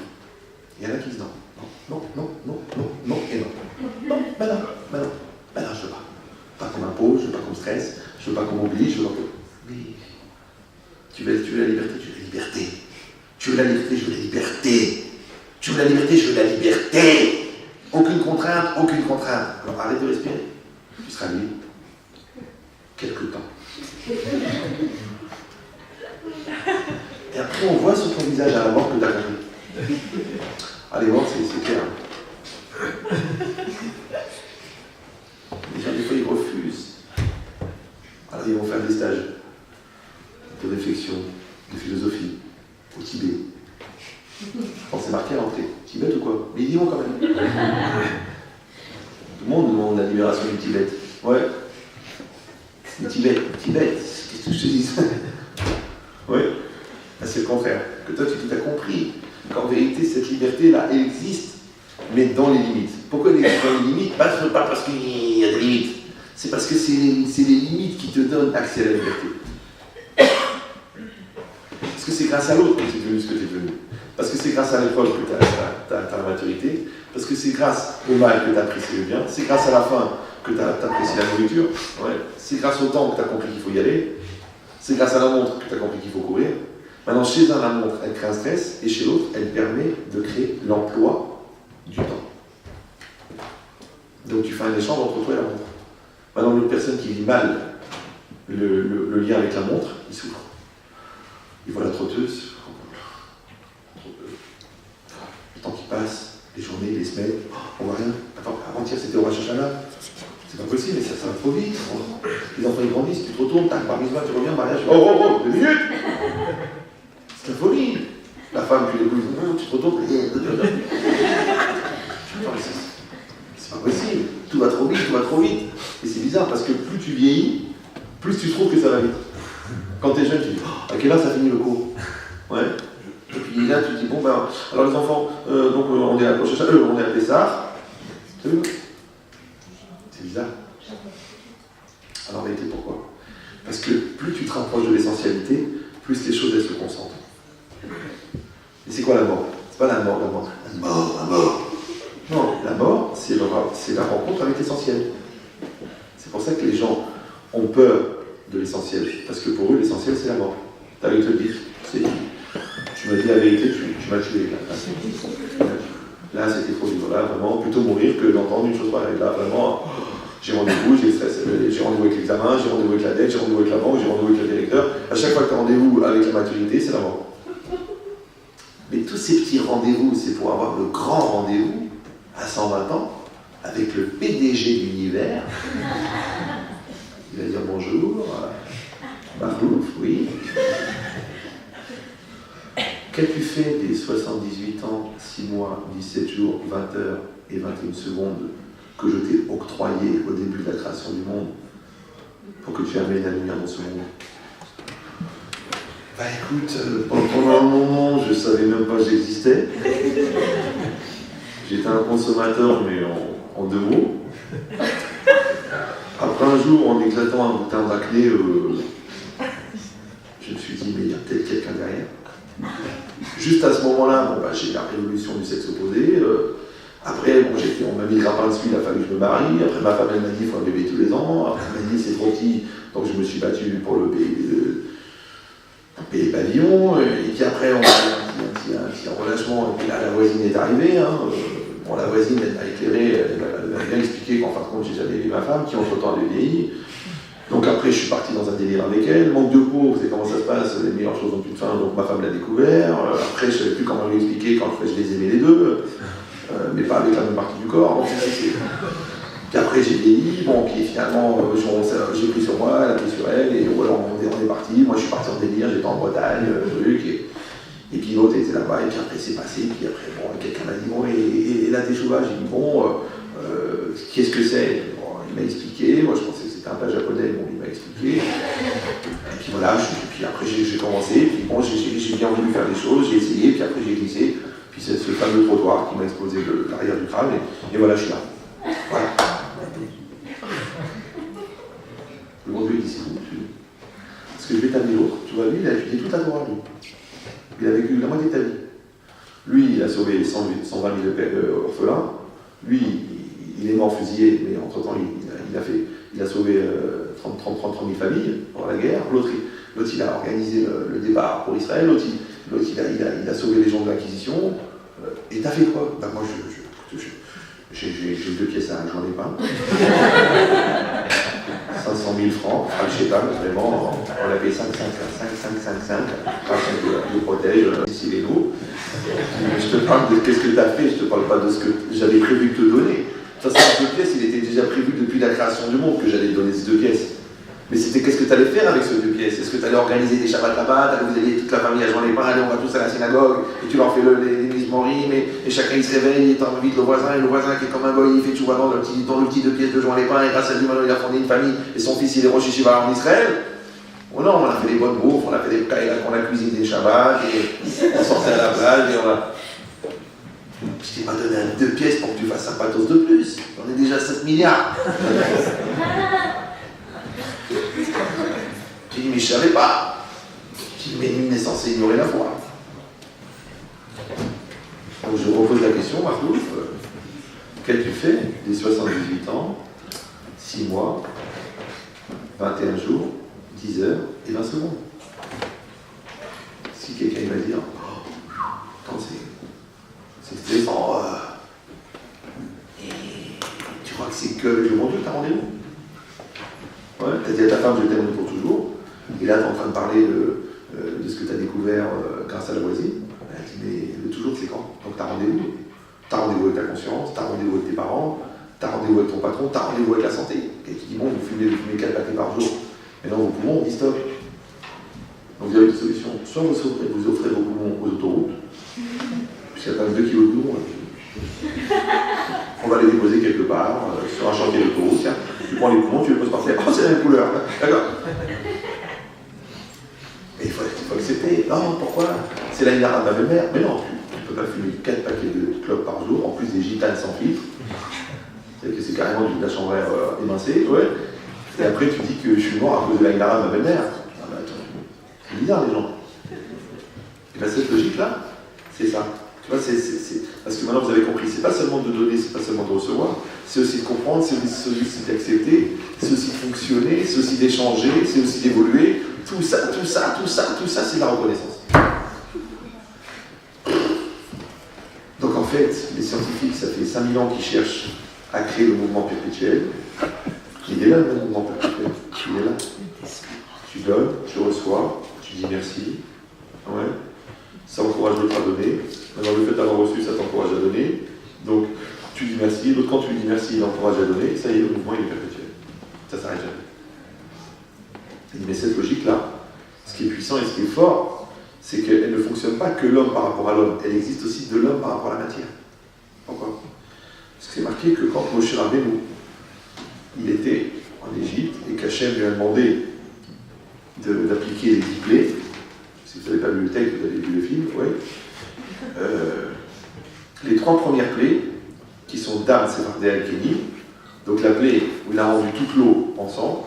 La deuxième, c'est qu'il y a des milliards de grenouilles qui sont sorties de l'eau. Et la troisième, c'est que tout endroit, dans le mirage, tout endroit où il y avait un peu de poussière et une goutte d'eau, c'est devenu des poux. Donc ça fait un paquet de poux pour ceux qui ont déjà visité l'Égypte, puisqu'il y a quand même pas mal de poussière. Ouais. Et bien Moshe Rabbeinu, il n'a pas appliqué les 3 premières clés. Il a envoyé Aaron. Pourquoi? Il dit Midrash. Parce que, étant donné que Moshe Rabbeinu, il a été sauvé des eaux, donc les eaux sont gardées parce qu'il a flotté. Au lieu de couler, il a flotté. Donc l'eau l'a sauvé, donc il ne pouvait pas aller contre l'eau. Voilà, il ne pouvait pas punir l'eau, il ne pouvait pas endommager l'eau et la rendre ensemble parce qu'il a eu du bien de l'eau.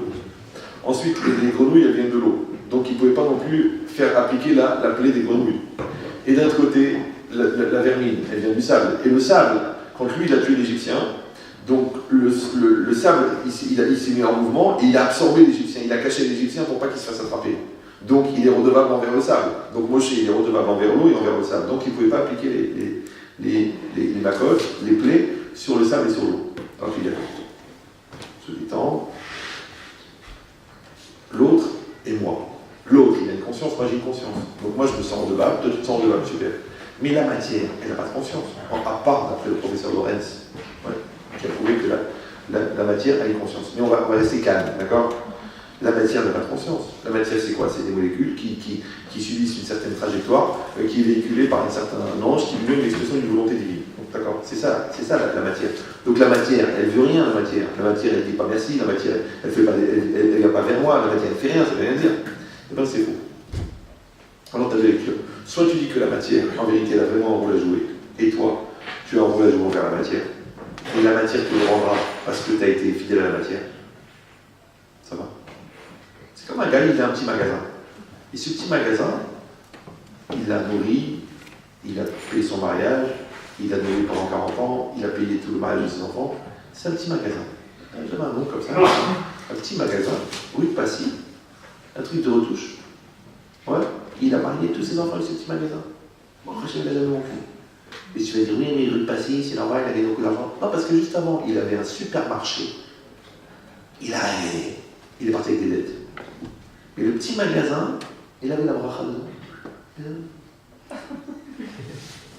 Doublure après doublure, couture après couture, clôture après clôture, il a...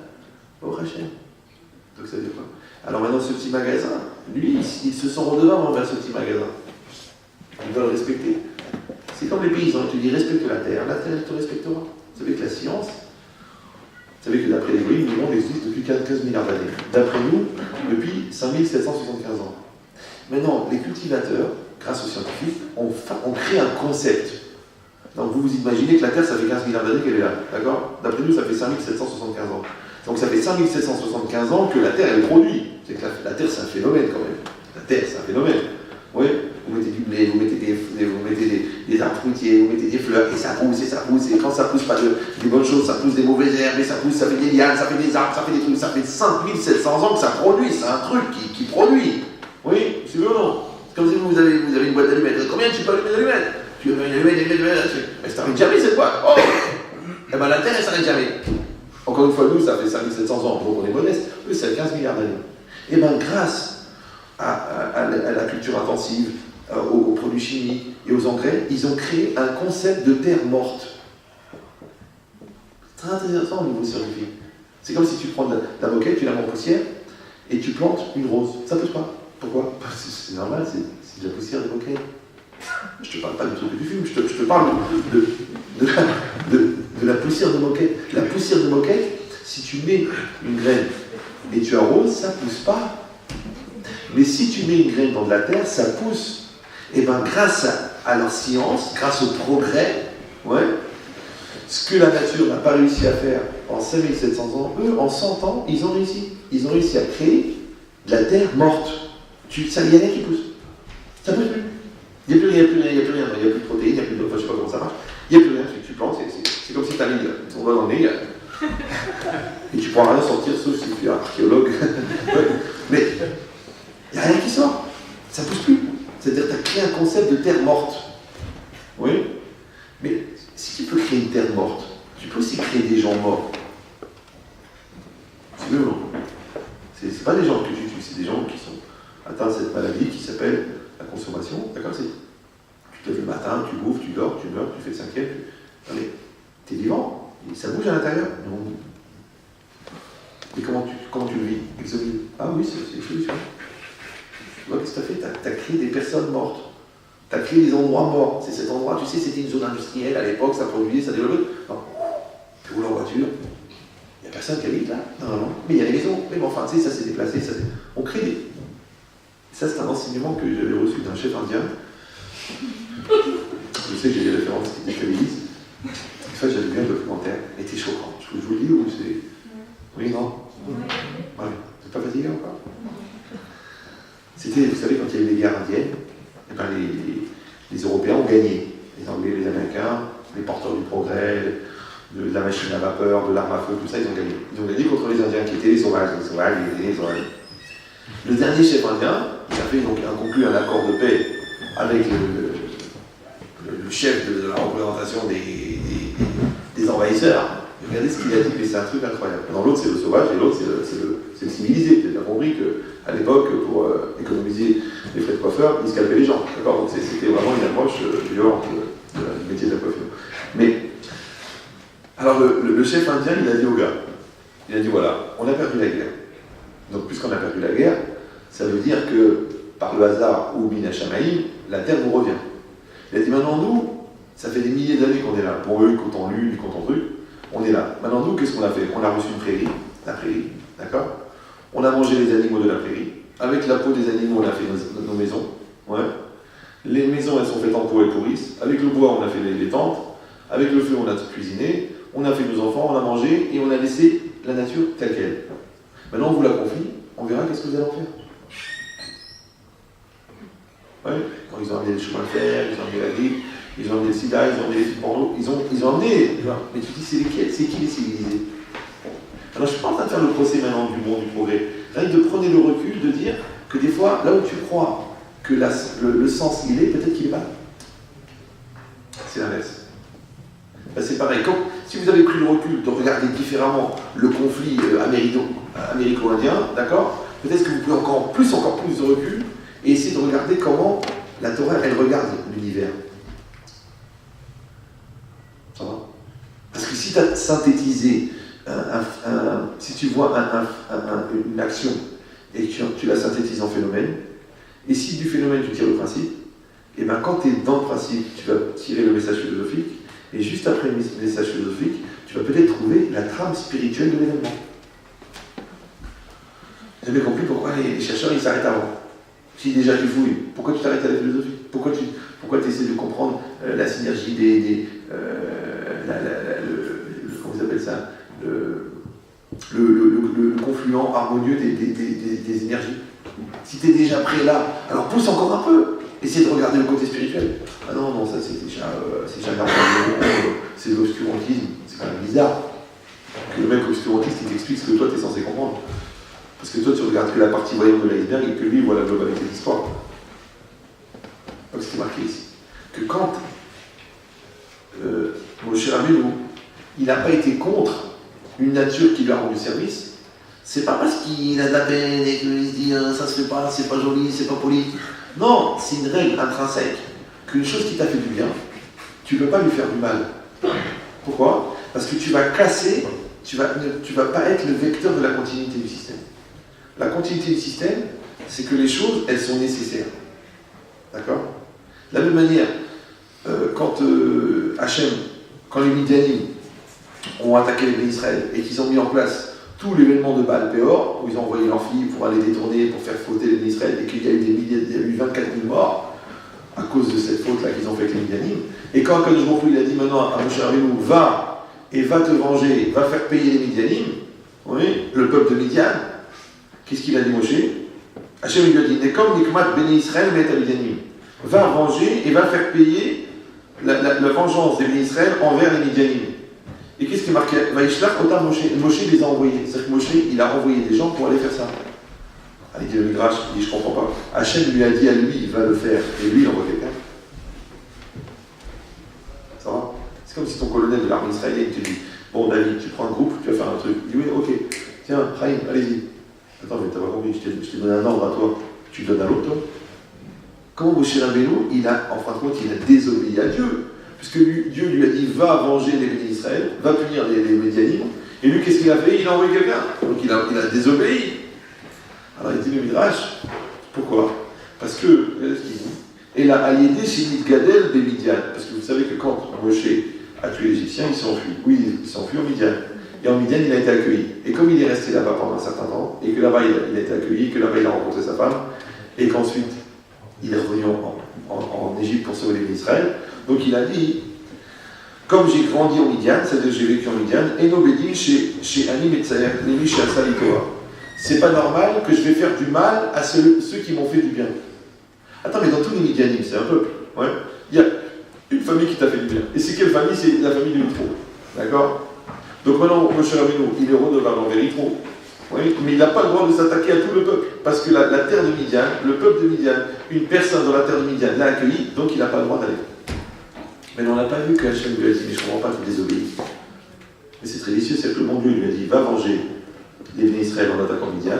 Et s'il avait été, on lui aurait dit, c'est ça les midotes. C'est ça? Tu craches dans l'eau qui t'a désoiffé. Donc Moshe Rabbeinu, il a compris qu'on lui avait demandé d'aller venger, d'aller attaquer les Midianim, mais qu'il ne devait pas le faire lui-même. Donc il a envoyé quelqu'un. Ça, c'est la différence entre le bon sens et l'intelligence. Il y a des gens qui ont de l'intelligence, ils n'ont pas de bon sens. Ils sont intelligents. Écoutez, je ne fais qu'appliquer les ordres. Bon, moi j'étais un exécutant.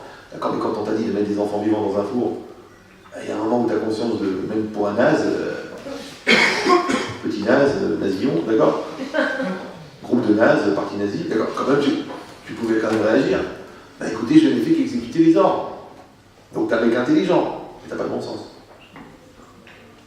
Attends, il veut que tu sois intelligent et doté de bon sens. C'est toi qui dois prendre l'initiative. Oui. Il est ce qui est marqué là. Que lui, Moshe Rabbeinu, il n'a pas été pour pas aller contre.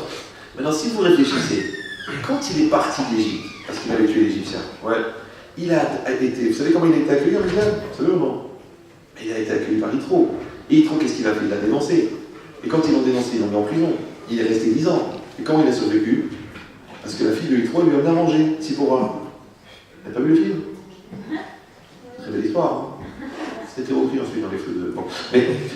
Mais ça veut dire quoi? Ça veut dire que c'est pas non plus qu'il a été accueilli genre comme un roi dans un palais, dans une prison pourrie au fond d'un trou pendant 10 ans. Mais même au fond d'un trou pendant 10 ans, celui qui t'a sauvé la vie, tu ne dois pas l'attaquer.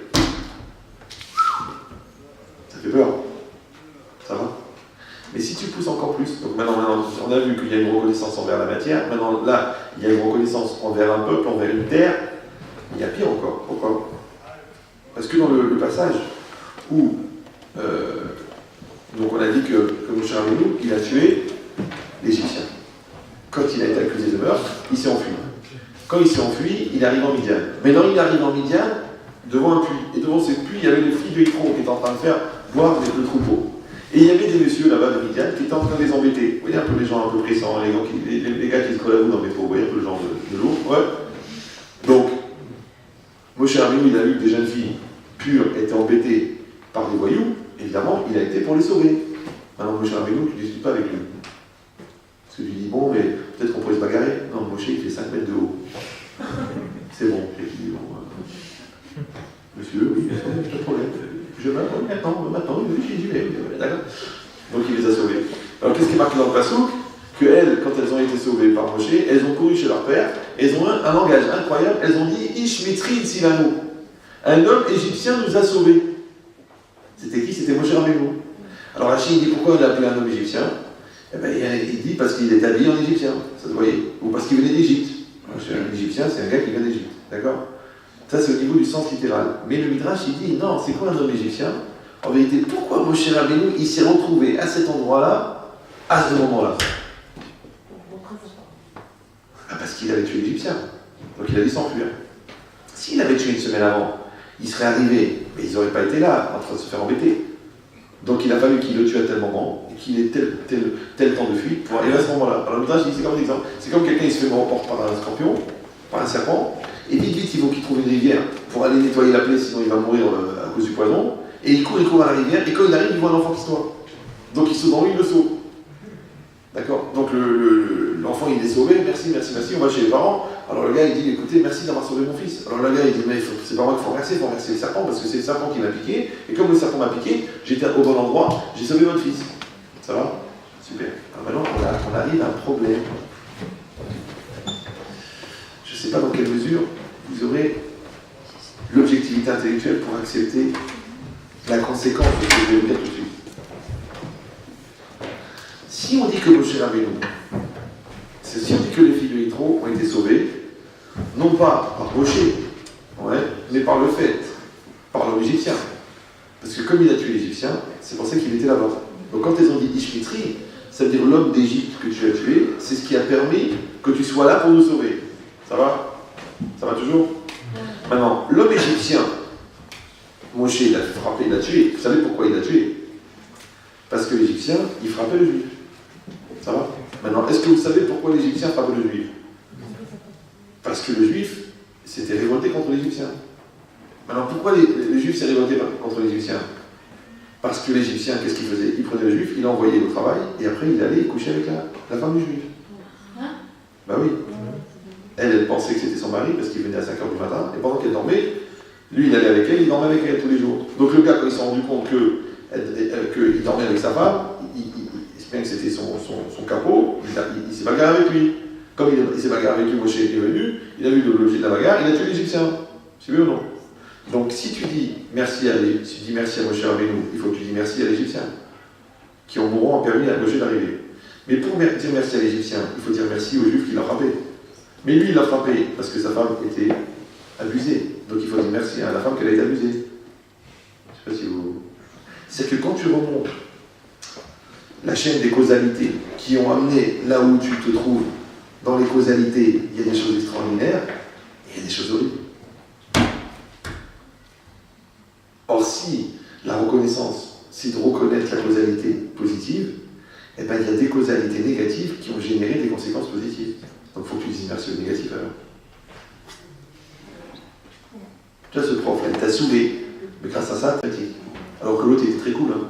Bah, t'as raté, je veux dire, je vais sourire. Hein. Tu dis, bon, c'est rien, je serai au Airbnb, ça va, il n'y a pas que ça dans ma vie, une fleur, un peu de parfum, et un joint, et c'est bon. Hein. C'est ça déjà qu'ils ont fait la journée du tabac la veille du 1er juin.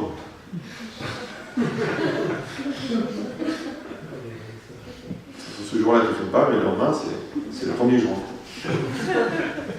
J'ai fait l'exemple du humour, mais sans le savoir. D'accord? Donc ici, c'est pareil. C'est que quand tu vas réfléchir, c'est-à-dire non seulement que tu ne peux pas cracher sur ton passé, parce que ton passé est amené à ton présent, ouais, mais en plus de ça, que tu es obligé d'être reconnaissant envers ton passé. Je vois des gens, ils vont, écoutez, je préfère ne pas en parler, bon, écoutez, j'ai vécu des choses, bon, c'était dans une autre vie, j'étais quelqu'un d'autre. Mais quand tu es sur une échelle qui a 100 barreaux, et que tu es au 88e barreau, pour arriver au 88e barreau, il a bien fallu que tu passes par les barreaux précédents. Maintenant, des fois, tu es monté sur les barreaux, des fois, tu étais derrière les barreaux, je ne sais pas comment tu as fait pour arriver là-haut. D'accord? Mais tu es monté d'un barreau à l'autre.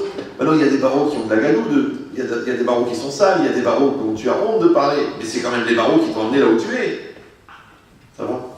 Maintenant, quand tu ne reconnais pas que c'est ton passé qui t'a amené à ton présent, donc quand tu rejettes ton passé, tu n'as pas de passé. Et quand tu n'as pas de passé, tu n'as pas de présent. Donc tu es obligé d'être reconnaissant au bien qui avait dans le mal, qui a fait qu'aujourd'hui tu es le bien que tu as atteint. Et si tu dis non, c'était le mal. Aujourd'hui, au Hachem, c'est le bien.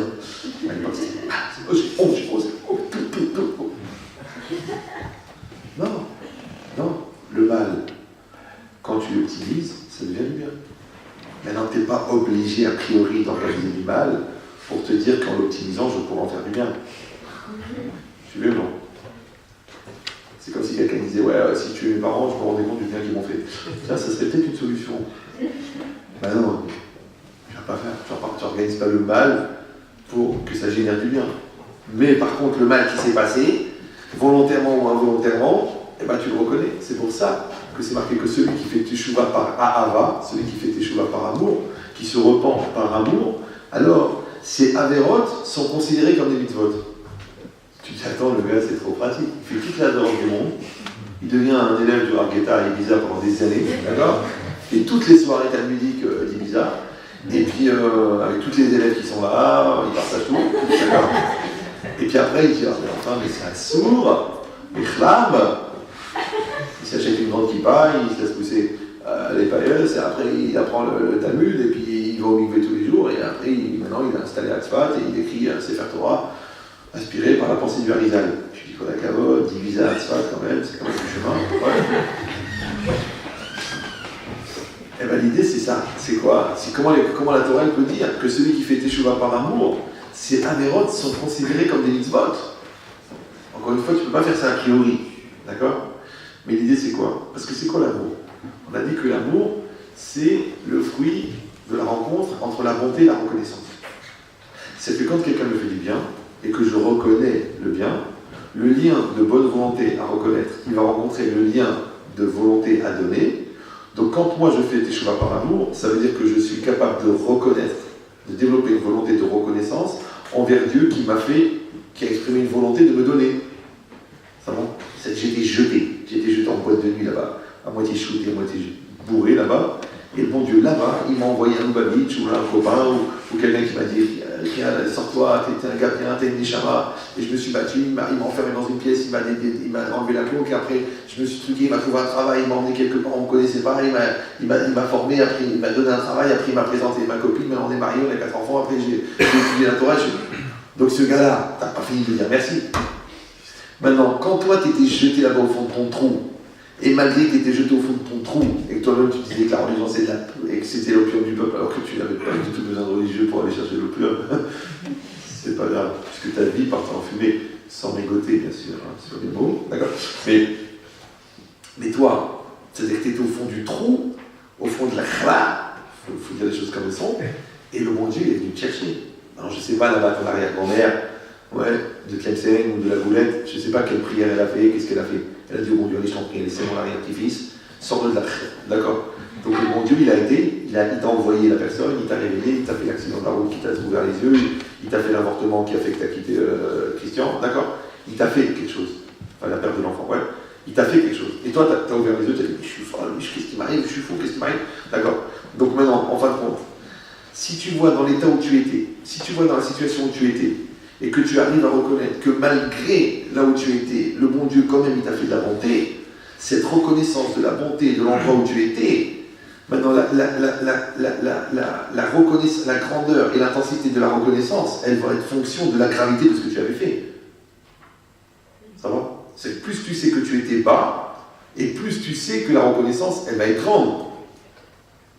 Or, puisque la Teshuvah par amour, c'est une Teshuvah qui est basée sur la reconnaissance, et que la reconnaissance, elle est plus intense quand la situation était plus grave, donc, ce qui était l'objet de la gravité, c'était tes fautes. Et la conscience de tes fautes, elle t'a donné une reconnaissance plus grande. Donc, la faute, elle est devenue le combustible de ta reconnaissance. Donc, la Vera est devenue une mitzvah. TQFD, ce que fait Dieu. Extraordinaire. Ça va? Oui, non, oui, non. Alors ça, c'est avec Dieu. Mais avec ta femme, avec ton mari, avec tes parents, avec tes amis, avec tes ennemis. Ouais. Si tu sors de la fourmi, tu sais, les deux fourmis qui se bagarrent, il y a un tout petit grain de couscous, un petit grain de couscous. Ouais. Et tu vois les deux fourmis, elles bougent avec les doigts, les pattes, elles visent. Si toi, et ton mari, tu dis, attends, elle m'a donné 5 enfants. Je suis en train de la saouler parce qu'elle a raté le couscous. Parce que sa mère, elle m'a pas téléphoné, parce que sa mère, elle n'a pas téléphoné à ma mère pour lui dire Shavuot. Mais qui crève tous. C'est ma femme, c'est la mère de mes enfants, c'est mon mari. C'est-à-dire que tu dois sortir de la fourmillage, prendre du recul, tu dis, mais regarde le monde comme il est beau, mon amour, regarde. On est en bonne santé, on est en vie, on étudie la Torah dans un pays musulman. Mais c'est extraordinaire! C'est extraordinaire! Mais regarde-nous les yeux! Ouais! Donc sors de tes enfantillages, de tes fourmillages, de tes créoïdages, qui te rendent malade et qui t'envoient ça, qui te stresse, et je prends des médicaments parce que je suis pas bien, et tout, et j'ai mon psy qui m'a expliqué que c'est normal, parce que j'ai souffert, parce que je fais du violon quand j'étais petite. Arrête! Ça va bien.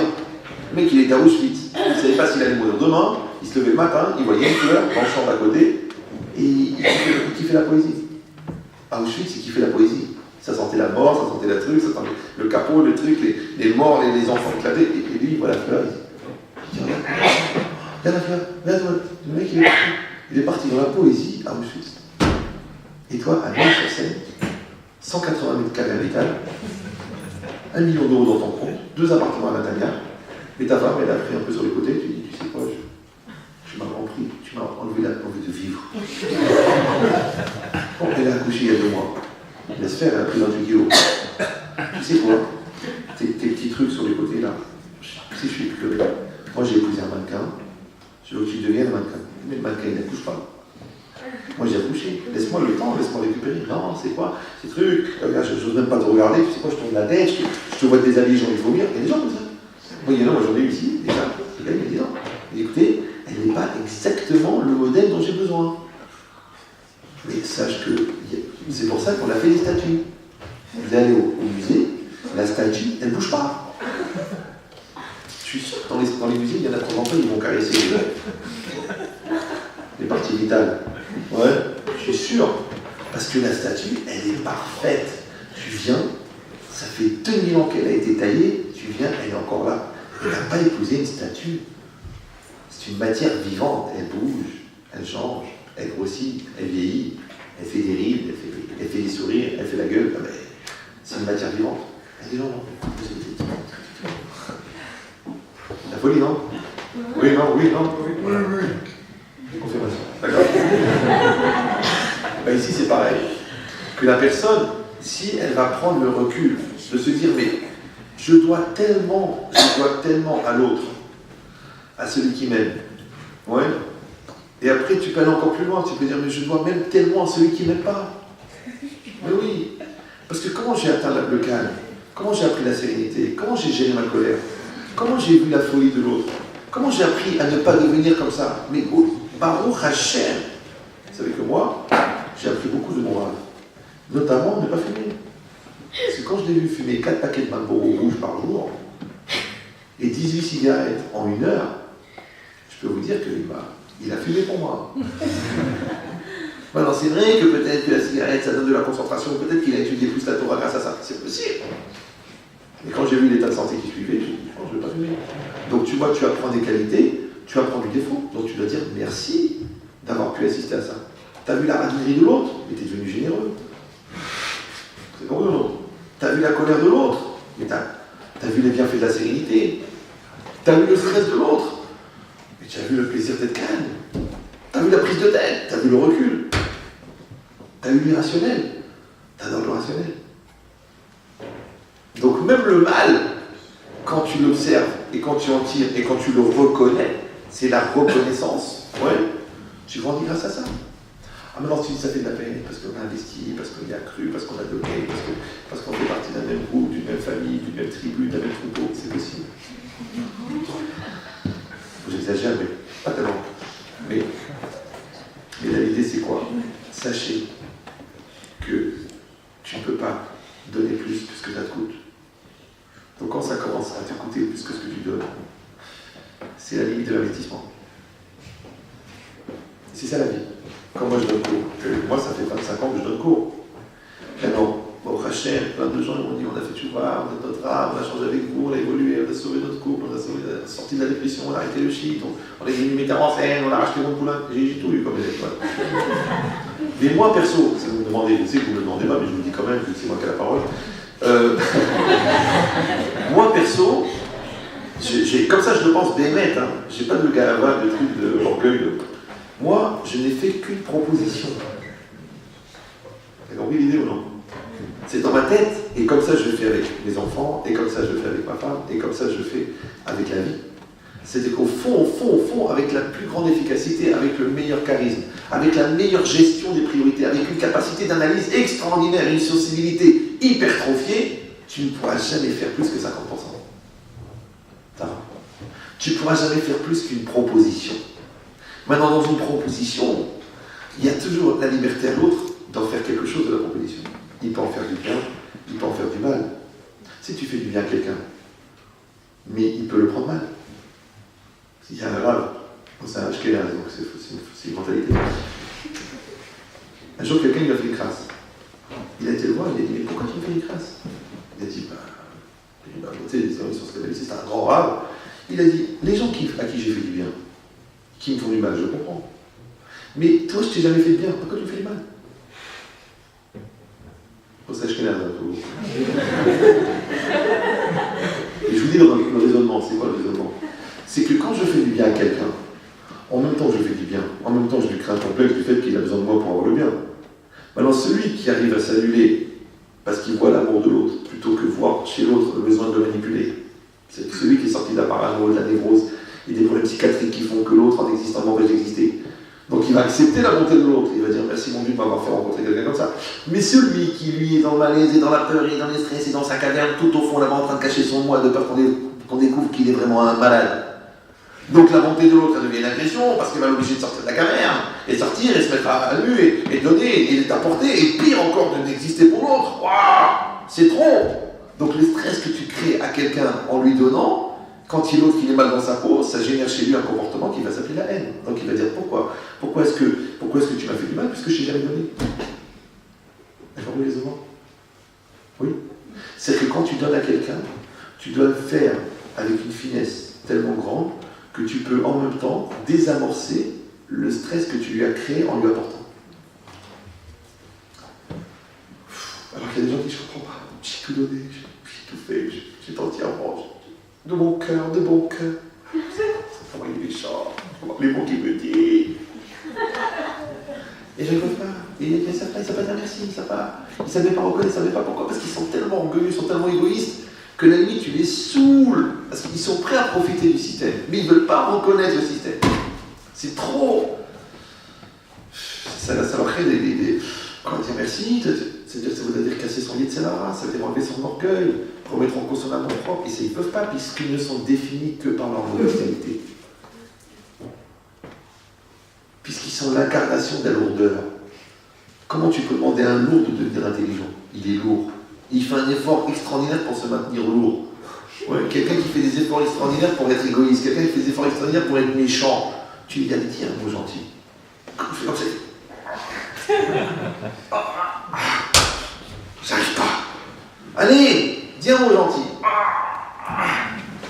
C'est comme les gens qui voient négatif. Ils filment, mais sur l'écran, ils ont pas enlevé le bouchon de la caméra. Elle dit, je m'excuse, mais à chaque fois qu'on a filmé, c'était la nuit. Il dit, mais non, c'était le bouchon.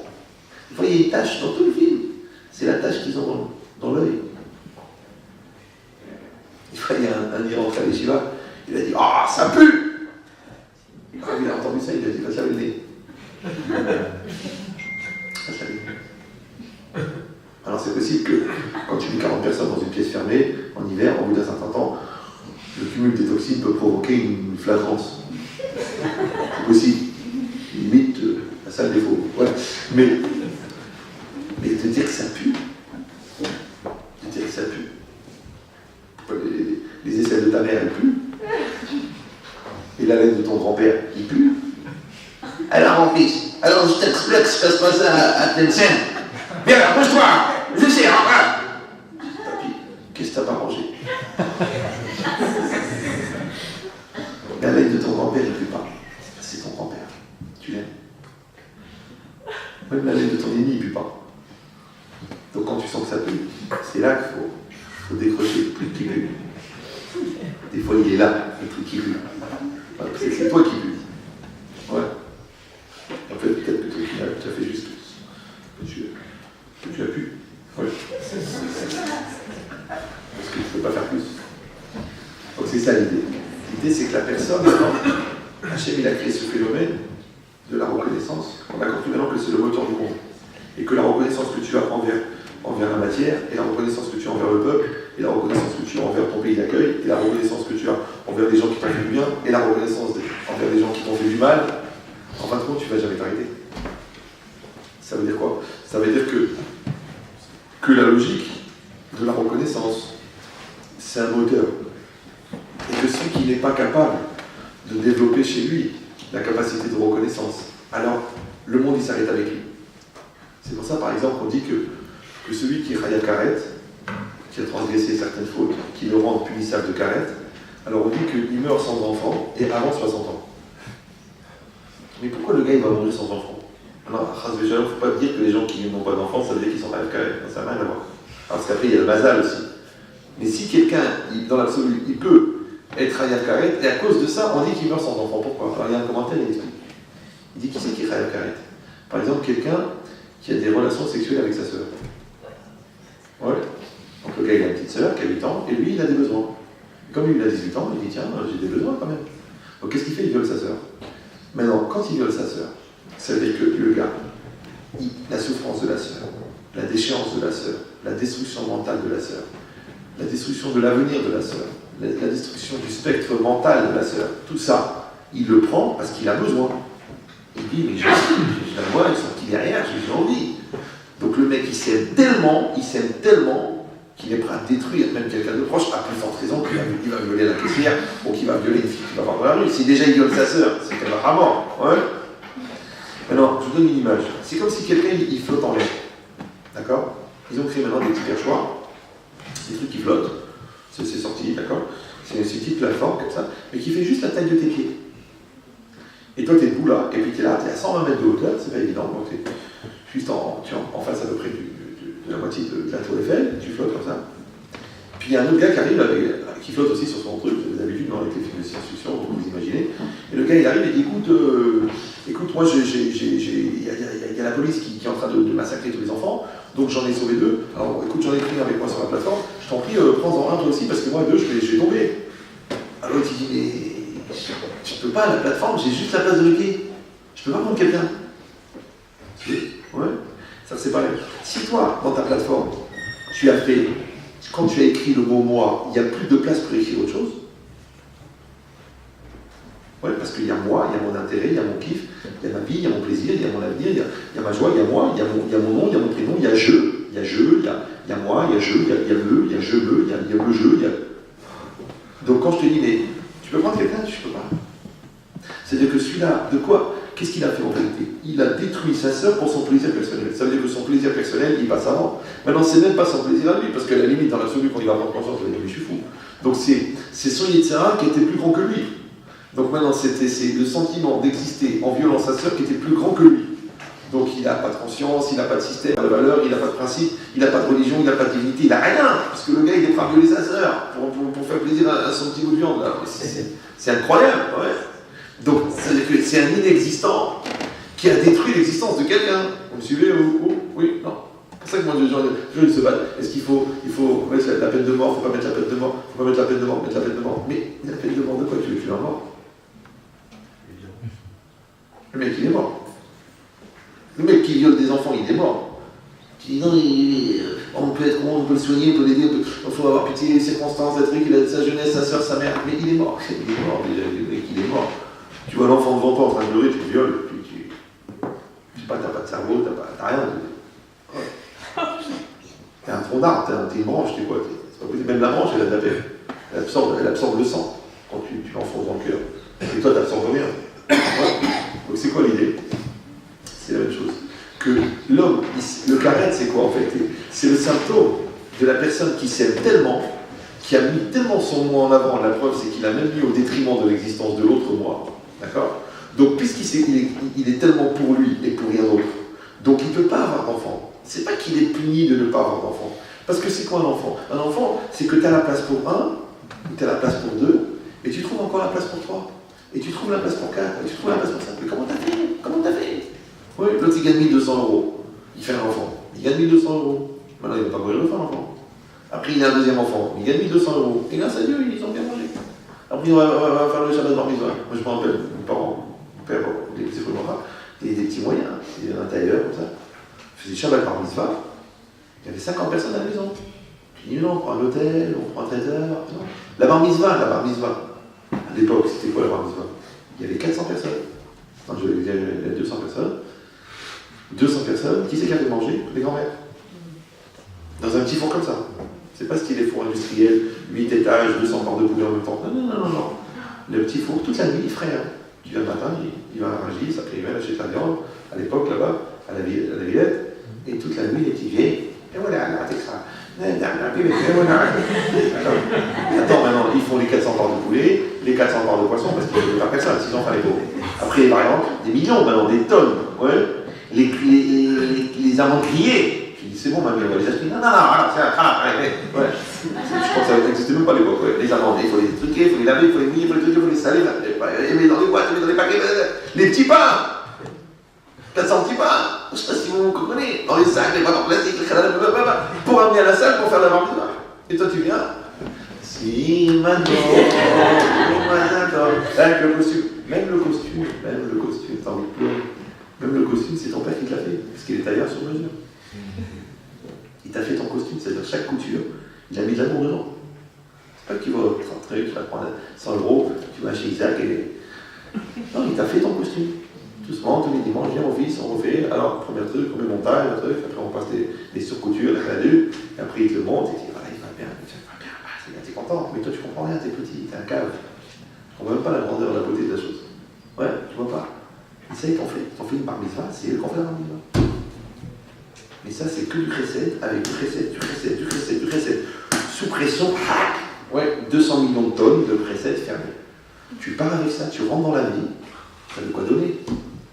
Mais l'autre, il dit, tiens, paye le traiteur, paye le photographe, de toute façon, avec l'argent de la société, tout est volé. Après, tu vois le gosse, je crois pas, t'as pas de carte d'attor, t'as pas de carte d'attor de quoi, j'en ai un fou qui tous, moi j'ai mon scooter, c'est bon.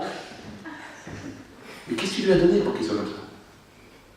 Et là-bas, tu lui as donné, et lui, il n'a pas été capable de capter. Ouais, parce que quand il a fait le choix entre son Yitzhak et son Yitzhak, il a été chercher le côté pourri ou chercher le côté intelligent. Et si tu veux dire c'est désolant, c'est pas désolant, c'est juste le principe que tu peux jamais faire mieux que la meilleure proposition. D'accord? Tu peux jamais faire mieux que la meilleure proposition. Et quand tu as fait la meilleure proposition, l'autre, avec la meilleure proposition, il peut faire le meilleur ou le pire. Donc tu as des gens qui ont tout pour être heureux, mais qui se pourrissent la vie. Et tu as des gens qui étaient condamnés au départ et qui ont une vie de malade. Alors, c'est ça ici. Et donc, c'est quoi le décapsuleur de potentiel? C'est quoi ce qui va faire pousser le côté positif? C'est quoi ce qui va déclencher? C'est la reconnaissance.